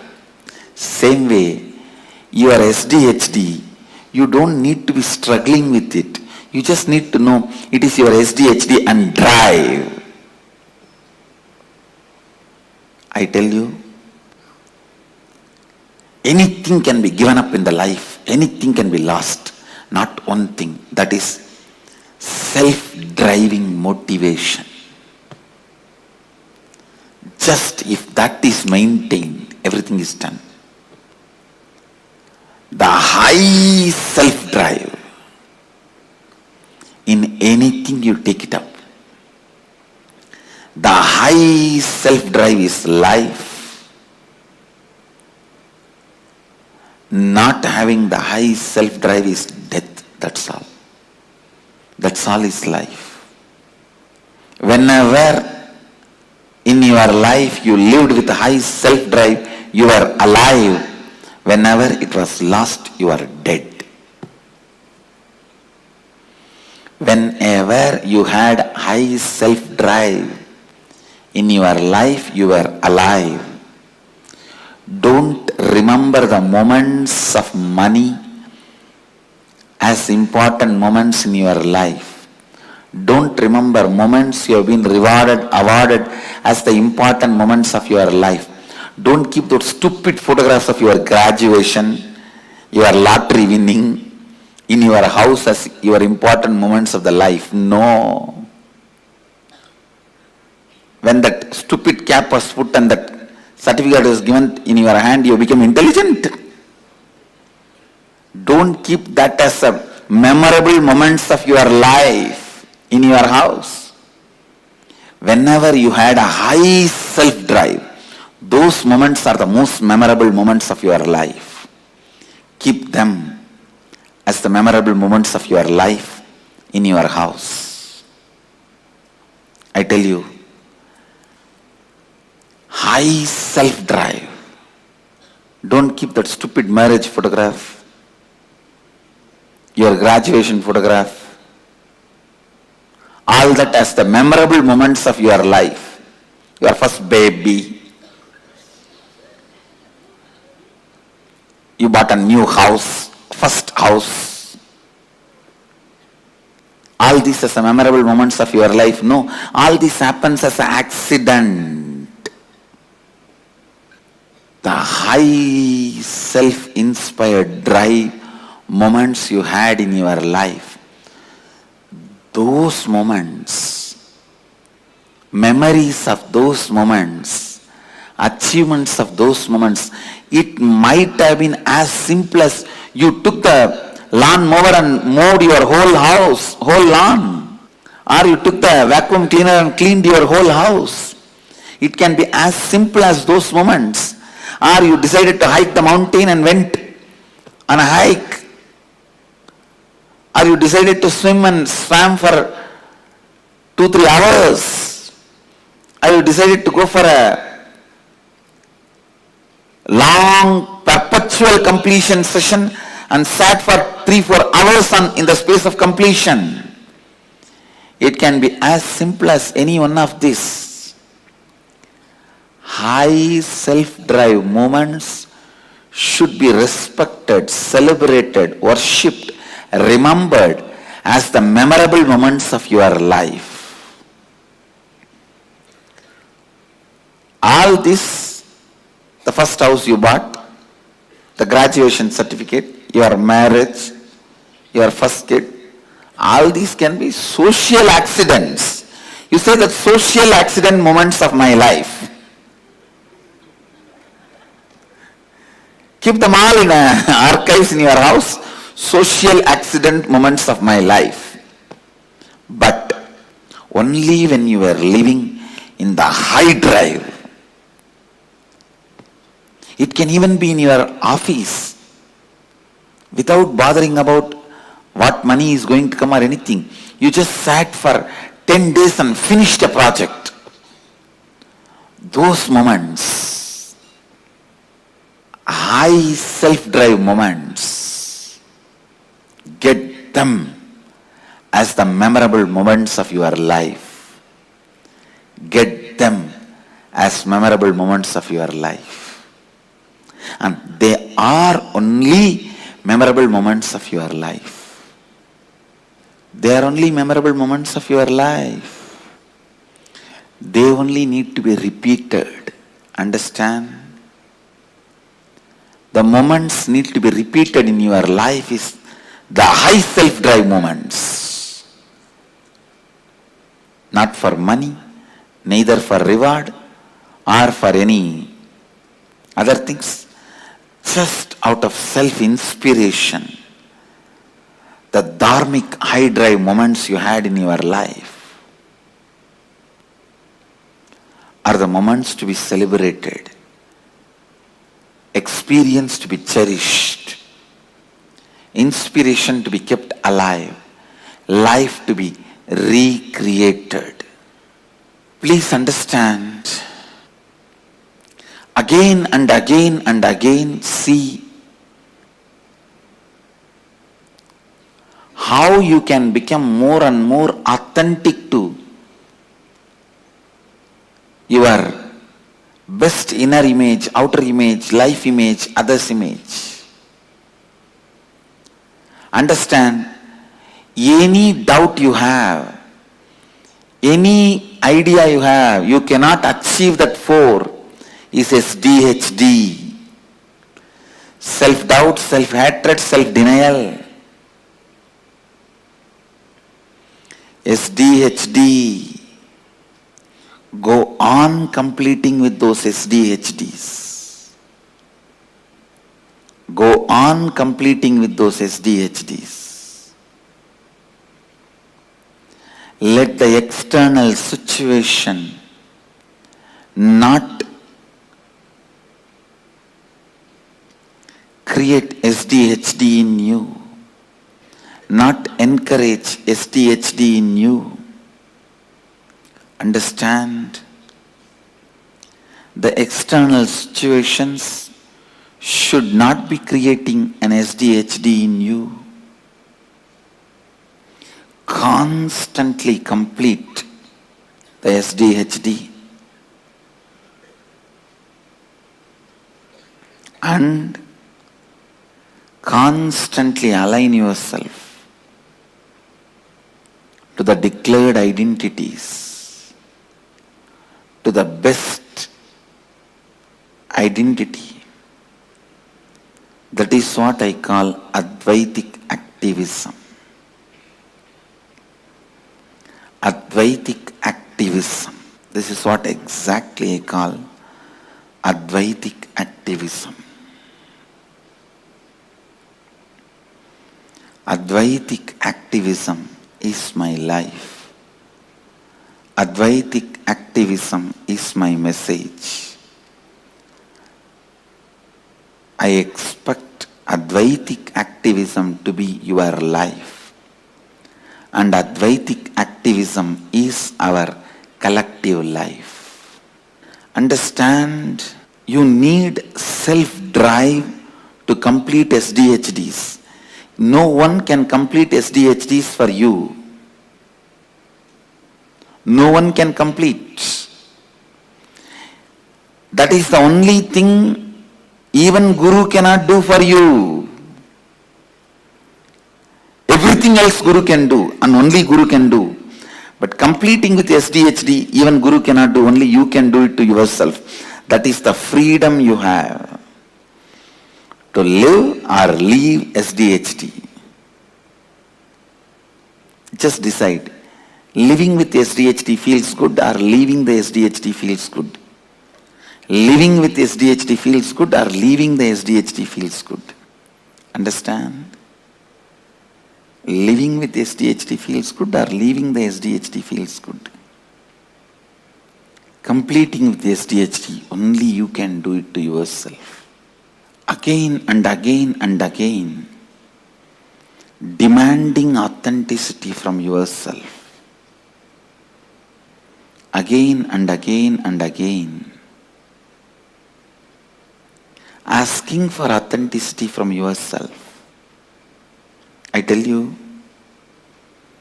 if you retain your self-driving inspiration, whether you are grihastha or sannyasi, doesn't matter, you will become enlightened. If you lose your self-drive, whether you are a grihastha or a sannyasi, be very clear, you will be a failure. It is SDHD that matters.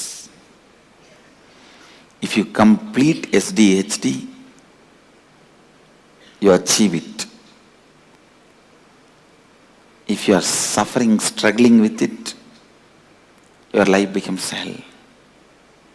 It is SDHD that decides whether your life is going to have the self-drive, enlightenment or not. SDHD is like a cow dung. If that is dumped, even the diamond will be covered. Even the diamond will lose its shining if just ordinary cow dung is dumped on it. But even if 1,000 years the cow dung was on diamond, the moment you wash the cow dung, diamond will again shine in its original glory. Even if you are suffering, struggling with SDHD for a million years, if you wash the SDHD now, your inner glory will stand up again. Understand? Come to the space of Advaitic activism. Come to the space of Advaitic activism. Come to the space of Advaitic activism. The more and more you align yourself, your declared inner image, best outer image, best others image, best life image, the more and more you tune yourself to that, more and more you become authentic.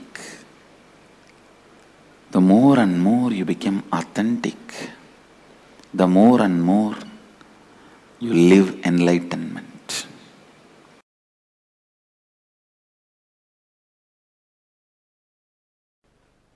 Please understand, self-drive is the source of the knowledge a human being has. Means that is Saraswati. Knowledge is not number of books you read. Knowledge is not number of concepts you know. the amount of self-drive you have.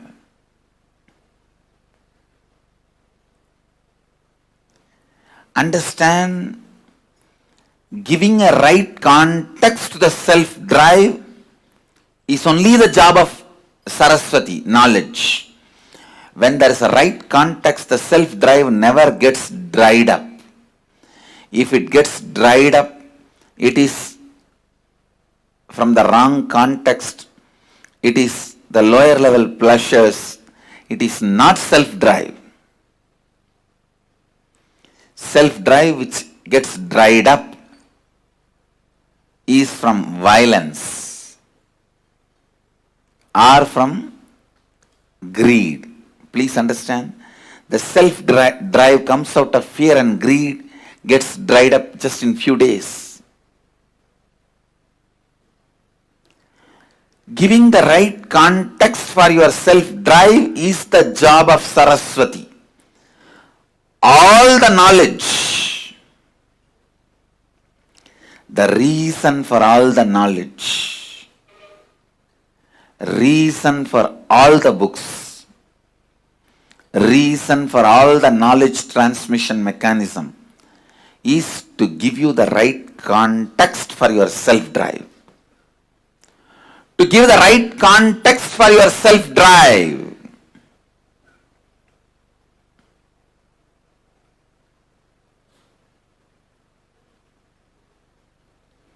Giving the right context for your self-drive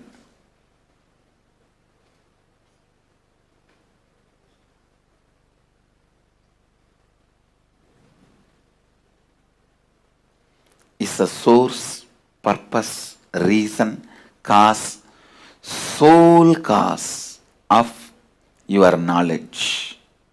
And I tell you, your self-drive is the greatest wealth you can have, which will never be lost, which will come with you for births after births after births.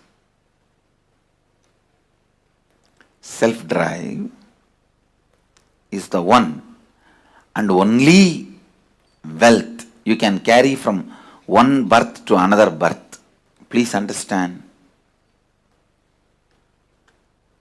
If you want to go to US, you have to change Indian currency to US currency. If you want to come from US to India, you have to change US currency to Indian currency. The same currency will not be useful in the other country. Same way, when you leave the body,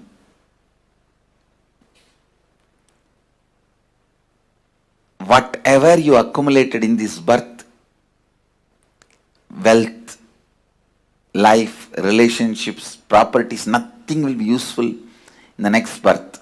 But the self-drive you accumulated will be there with you in your biomemory as your asset.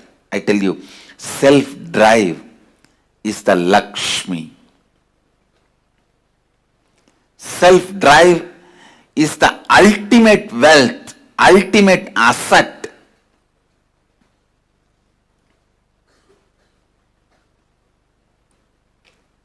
Anyone can accumulate, anyone can acquire. Not having self-drive is nothing but deep hatred towards you or towards others, life. I tell you, whoever does not have self-drive has a deep negative pattern about life and others. They are constantly abusing life and others, criticizing life and others, deep incompletion with others and life. I wanted to remind all of you, all tiredness, all boredom is nothing but self-conflicts and self-contradictions. Self-conflicts and self-contradictions. Self-conflicts and self-contradictions. People with self-drive are rewarded by Kala Bhairava with life. People who don't have that are slammed by life, Kala. Understand, self-drive is life. from the right context. Self-drive from the right context. Self-drive from the right space.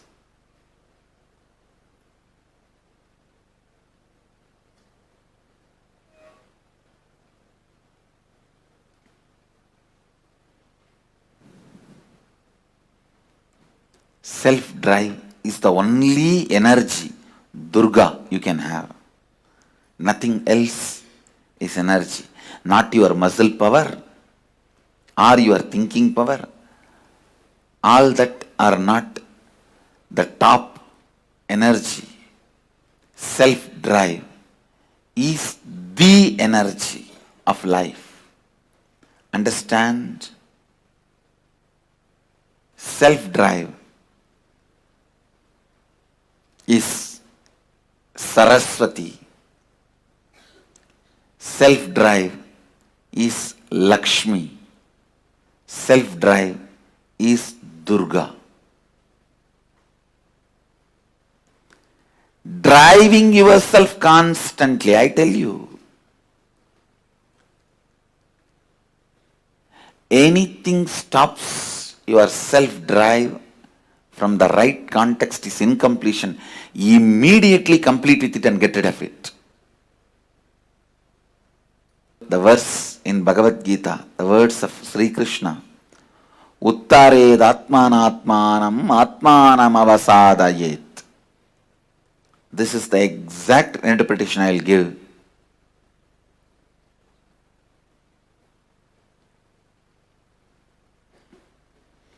Raising your self-drive by yourself by setting the right context. You will be a great friend for yourself. If you can't raise your self-drive by yourself by setting the right context, you are the greatest enemy for you. It is the self-drive that makes you king or beggar. It is the self-drive that gives you self-respect or not. It's a self-drive that gives you the ability to exist. That is a self-drive that gives you the strength to live. Self-drive is the love for life. Self-drive is the devotion for life. Self-drive is commitment towards life. Self-drive is the scale to measure your authenticity, integrity, responsibility, and enriching.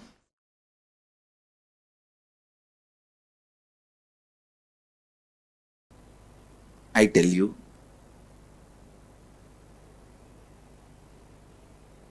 now whatever I am speaking, if you just pen down, when you started developing the patterns, ideas, moving out of your original Advaitic state and relive, it will be literally like a miracle cure for tons of problems you have. Even not having self-drive is a problem. If you find out when you lost the Advaita, that is the time you would have lost your self-drive for life.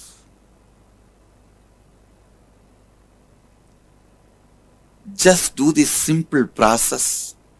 First, pen down the ideas, patterns, concepts which makes you feel you are away from your non-dual state. Second, think and pen down when that patterns have started developing in you, how you developed those patterns, those incidents. Third, relive all those incidents. Fourth, relive and complete them. Fifth, start living Advaita, non-dual state of consciousness. That's all.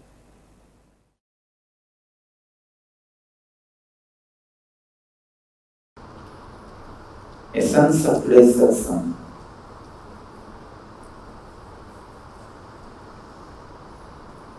Never give way for others' powerlessness in your life. Do not ever bend or surrender to others' powerlessness. Second, don't think withdrawal is compassion.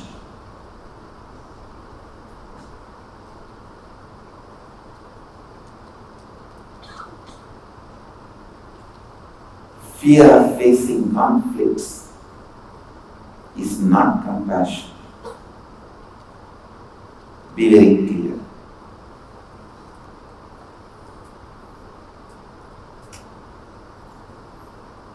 If you avoid these two major mistakes in your life, you will constantly create powerful space and completion with you and with the others.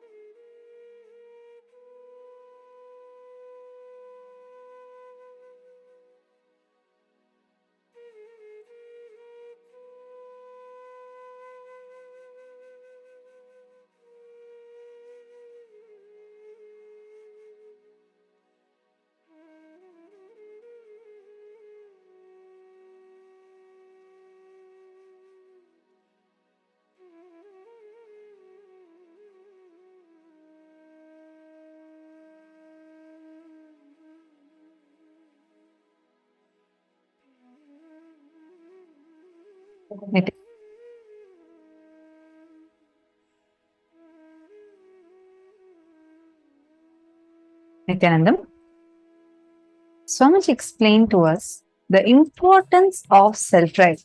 And like as Swamiji was mentioning, the moments that you need to capture and remember and cherish in your space should be these moments of self-drive.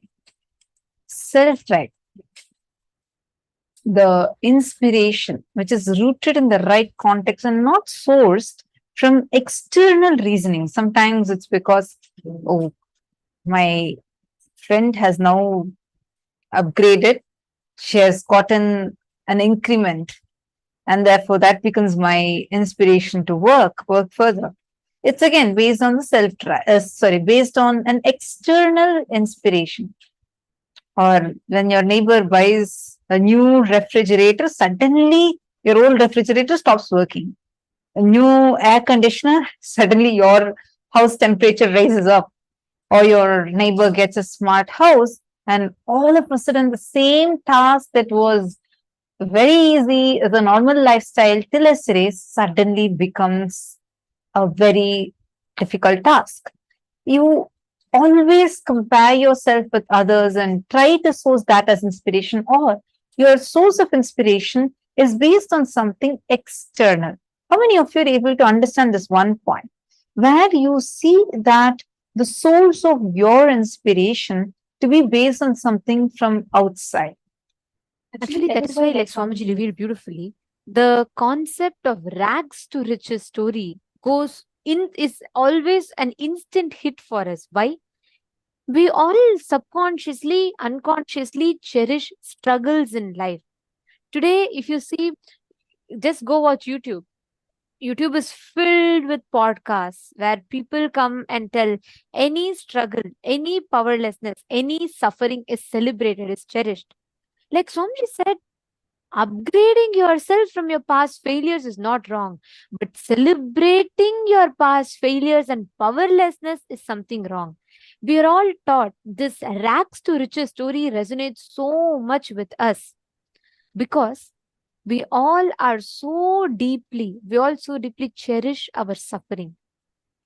Like if someone tells you, just imagine someone comes and tells you, oh, you don't know how much I'm struggling in my life. My husband doesn't support me. I'm a homemaker and I have to pull all the things together. I have to cook for my children. I have to teach them homeworks. I have to do the laundry. I have to do the cooking. All of these. And it's a struggle and I manage. What is our response? So unconsciously, spontaneously in us, the first response to them is, oh my God, this person is really struggling. How much he's doing. We start revering, we start respecting people's struggles, and we start cherishing this rags to riches story. That is why today people suffer with boredom and tiredness, like Swamiji said, because our source of motivation is always derived from something outside. The pseudo dignity that we attach to the suffering, the pseudo dignity that we attach towards struggles, we start looking for what? If you respect people's struggle so much, when things come easily to you, you can't accept it. Imagine if someone comes and just walks up to you and says, take $1 million. What will you think? You think he must be crazy. Why is he even giving me this money? We always respect struggles, and as a byproduct of which we all start working for, actively looking for suffering and struggles in life.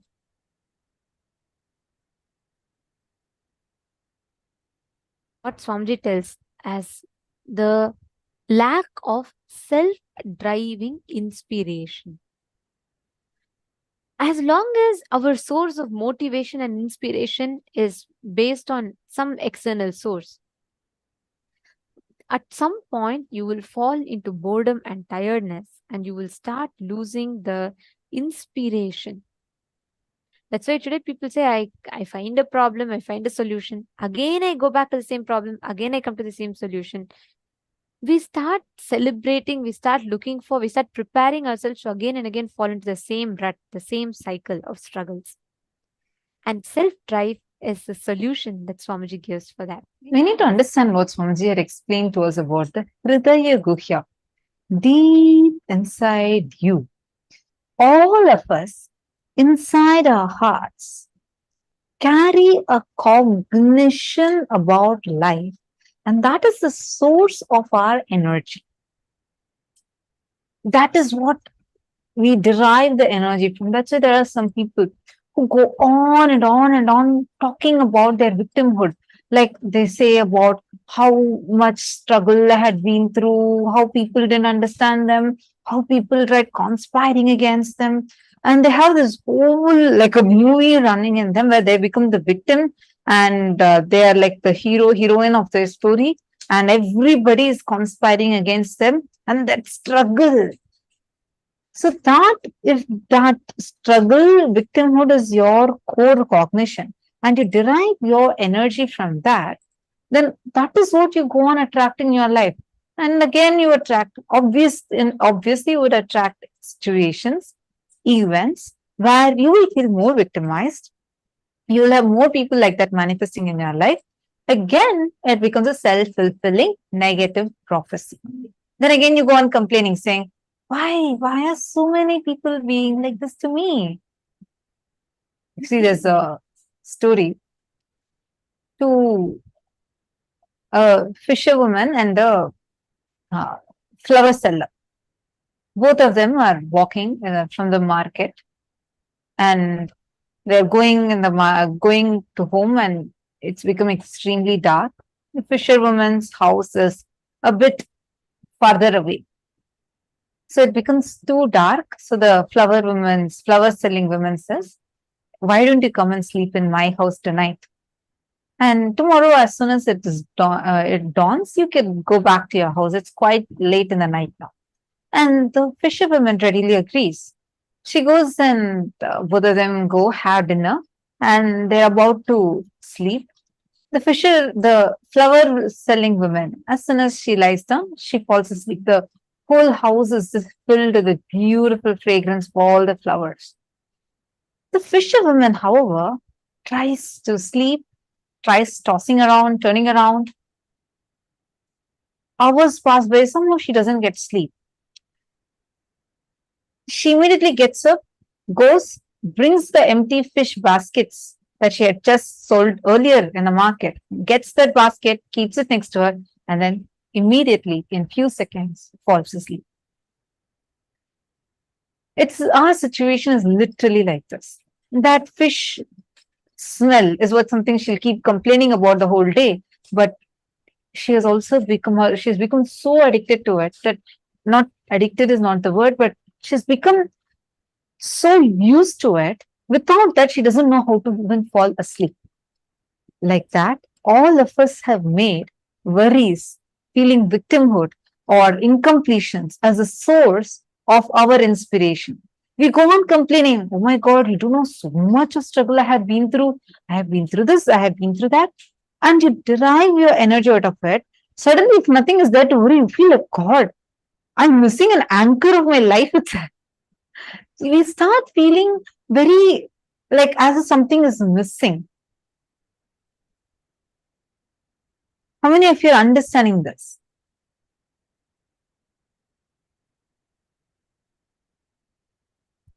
The self-driving pattern means from your Hridaya Guhya, there is a strong cognition about life happening in you, which is a spontaneous happening in each one of us. It is from the core of our heart, core of our being, the Hridaya Guhya, the secret corner of your heart, which is cherished in the cave of your heart. This is like energy. To whatever you infuse the energy into, it becomes alive. If you constantly think, I have so much of self-doubt, self-hatred, self-denial, I can never become successful, then that thought current becomes alive. You have so many balloons. You have a heart-shaped balloon, you have a Mickey Mouse-shaped balloon, you have a flower-shaped balloon, whichever you fill in that air into, that is going to become big. You can't fill in a Mickey Mouse-shaped balloon and say, oh, why is it not becoming a heart? The more and more you align yourself to your declared best inner image, declared best outer image, means how you show yourself to others, best others image, how others perceive you, and best life image, the way how you feel about life and everyone. The more and more you become authentic, the self-drive increases in you. Anything can be given up in your life or lost, but not one thing. That is a self-driving motivation. High self-drive is life, and not having a high self-drive is death. That's why in Bhagavad Gita, Bhagavan Krishna beautifully says, Uddharedatmanatmanam natmanam avasadayet atmaiva hyatmano bandhor atmaiva ripuratmanaha. Raising your self-drive by yourself, by setting the right context, you will be the best friend for you. If you cannot raise the self-drive by yourself, by setting the right context, then you become the greatest enemy for you. You are your best friend. You are your worst enemy. It's all about whether or not are you going to be increasing your self-doubt, self-drive by giving up your self-doubt, self-hatred, and self-denial. It is in your hands. How many of you are understanding this? Can each of you give an example of what do you understand as self-drive? Please take a moment and please post it. Actually, this one truth, if we understand it, right? If we apply it in our daily life, the way we see today, so many of us lack. We say, oh, I lack motivation. I need motivation. I want to really do something. I committed for Sarvagnya Pita, but I'm not able to manifest it. I somehow lack my inspiration. I start a job, but somehow I stop it midway. This one solution that Swamiji has given. Swalpamapyasya dharmasya trayate mahator bhayat. Just by following this principle, even little bit in your life, even the greatest struggles that we have will simply go. Just take a few minutes to pen down the ideas, patterns, concepts. Write down all that makes you feel you're away from your non-dual state, Paramashiva. And the patterns that started developing in you, how you started developing those patterns. Just take a few minutes, at least identify, so we all start understanding the self-driving inspiration that Swamiji revealed upon.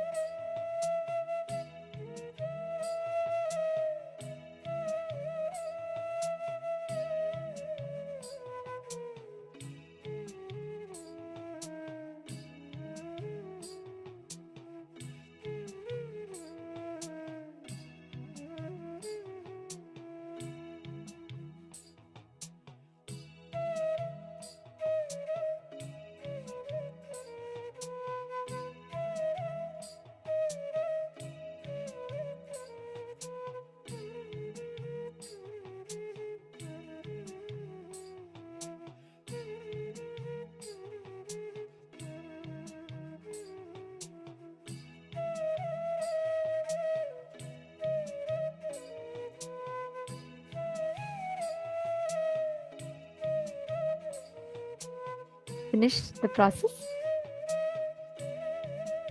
Now it is time for all of us to enter into the preparation for the darshan. Today, all of us are going to be receiving the darshan of Gangadhara Murti and Ganga Visarjana Murti forms of Paramashiva.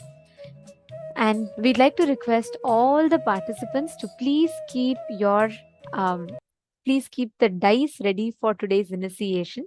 Today, as all of us are going to be receiving the initiation into super determinism. Neither free will nor life is predestined. Like Swamiji revealed, life is super determinism. And from morning till now, we've learned about will persistence.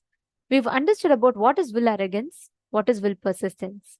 And Swamiji revealed to us the whole happening of Devi Ganga to planet Earth. Ganga, the embodiment of will persistence. This form of Paramashiva as Ganga Dharamurti and Ganga Visarjanamurti.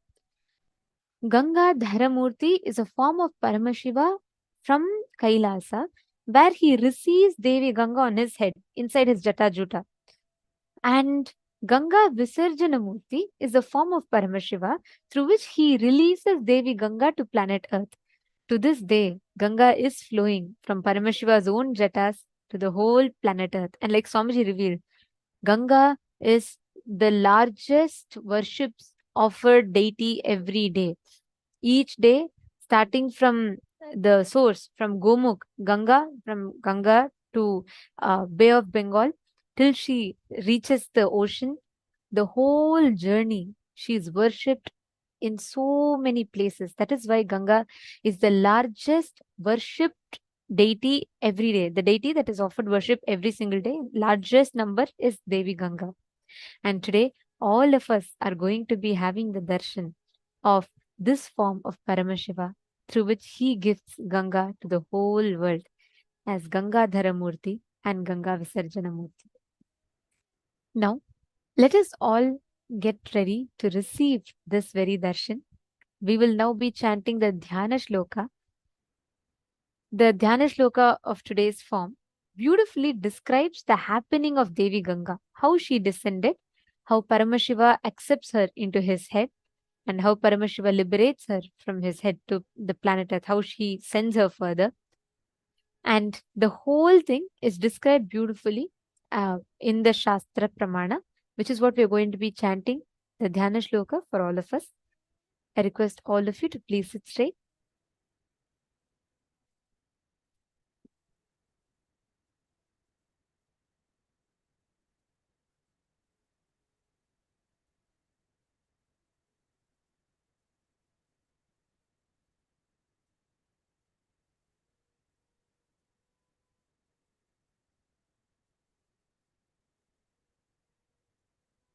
तो हैमवती ज्येष्ठा सर्वलोकनमस्कृता तदा साति महद्रूपं कृत्वा वेगं च दुस्सहम् आकाशत्पदद्राम शिवे शिवशिरस्युतः अचिन्त्य च सा देवी गंगा परमदुर्धरा विश्व्याम्यहं हि पातालम् स्तोत्रसागृह्य शङ्करम् तस्यावलेपनं ज्ञात्वा रुद्धस्तु भगवान् हरः.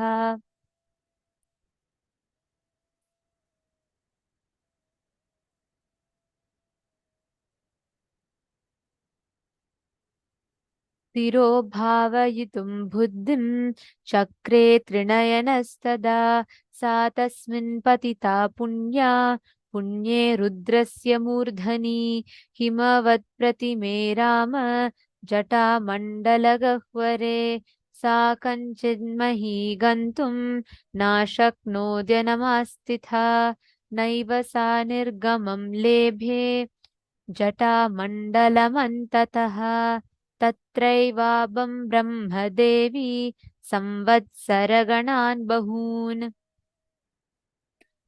तां पश्यन् पुनस्तत्रस्य तपः परममास्थितः स तेन तोषितश्चासीद् अद्यन्तं रघुनन्दन विससर्ज ततो गङ्गा हरो बिन्दुः सरः प्रति तस्यां विदृशिज्यमानायां सप्तस्त्रोत्रं सिजञ्जिरे ह्लादिनी पावनी चैव नलिनी च तथैव च तिस्रः प्राचीं दिशं जग्मुर्गङ्गा शिवजला शुभाः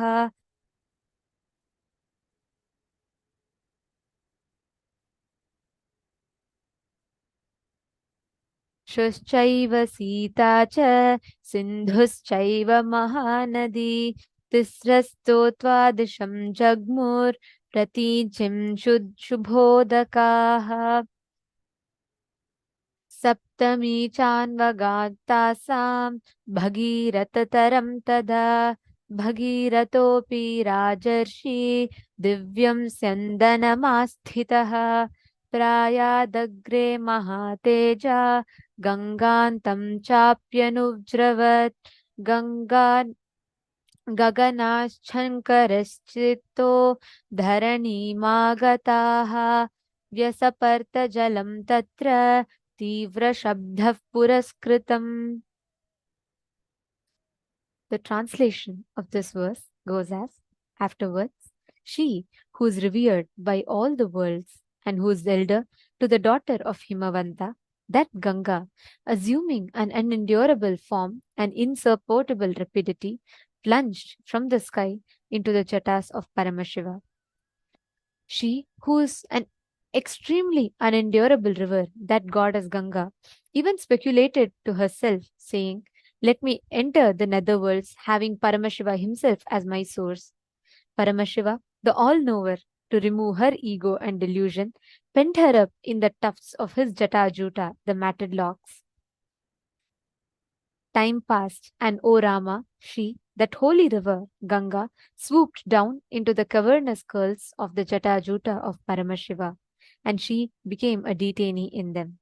Though she strove hard in one way or another to reach earth, that Ganga is rendered incapable, as she could not gain access for an outlet from any edge of the coils of the matted hairs of Paramashiva. Hence, she realizes and prays to Paramashiva. Goddess Ganga whirled round and round in the coils of tufts alone for many number of years. And when Ganga's liberation from those coils is intangible, Bhagirath again firmed up in a marvelous penance in the matter of her descent to earth. O Rama, the legatee of Raghu, with the aces of Bhagirath, Paramashiva is very much delighted, and thereupon he releases Ganga, aiming at the Bindu lake in Himalayas. While Paramashiva releases Ganga into Bindu lake, 7 streams have emerged out of it, and thus 3 auspicious Gangas with the holy waters have cruised eastwards, which are known as Hladini, Pavani and Nalini. And thus Suchakshu, Sita and the excellent river Sindhu are the 3 rivers which stream to the westward direction with their holy waters. Of them, the 7th, Ganga, flowed towards the path of Bhagirath's chariot. The great, resplendent kingly sage Bhagiratha, sitting in a divine chariot, moved ahead, and even Ganga followed him. Thus, Ganga came from heavens onto Shankara's head, and from there onto the earth, and thereon earth her water advanced with a tumultuous sound. This happening of Ganga is what unfolds. This Leela is what is unfolded by Paramashiva as Ganga Dharamurti and Ganga Visarjana Murti forms of Paramashiva. Like Swamiji revealed to all of us today, all of us can embody, are all going to be initiated to embody this principle of will persistence through today's initiation and darshan.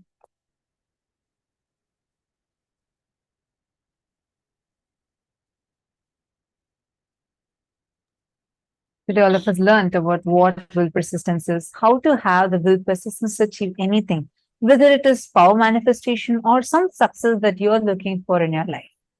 We learned about this in today's session. And that will persistence, we are going to be receiving as a boon directly from Ganga Dharamurti and Ganga Visarjana Murti forms of Paramashiva.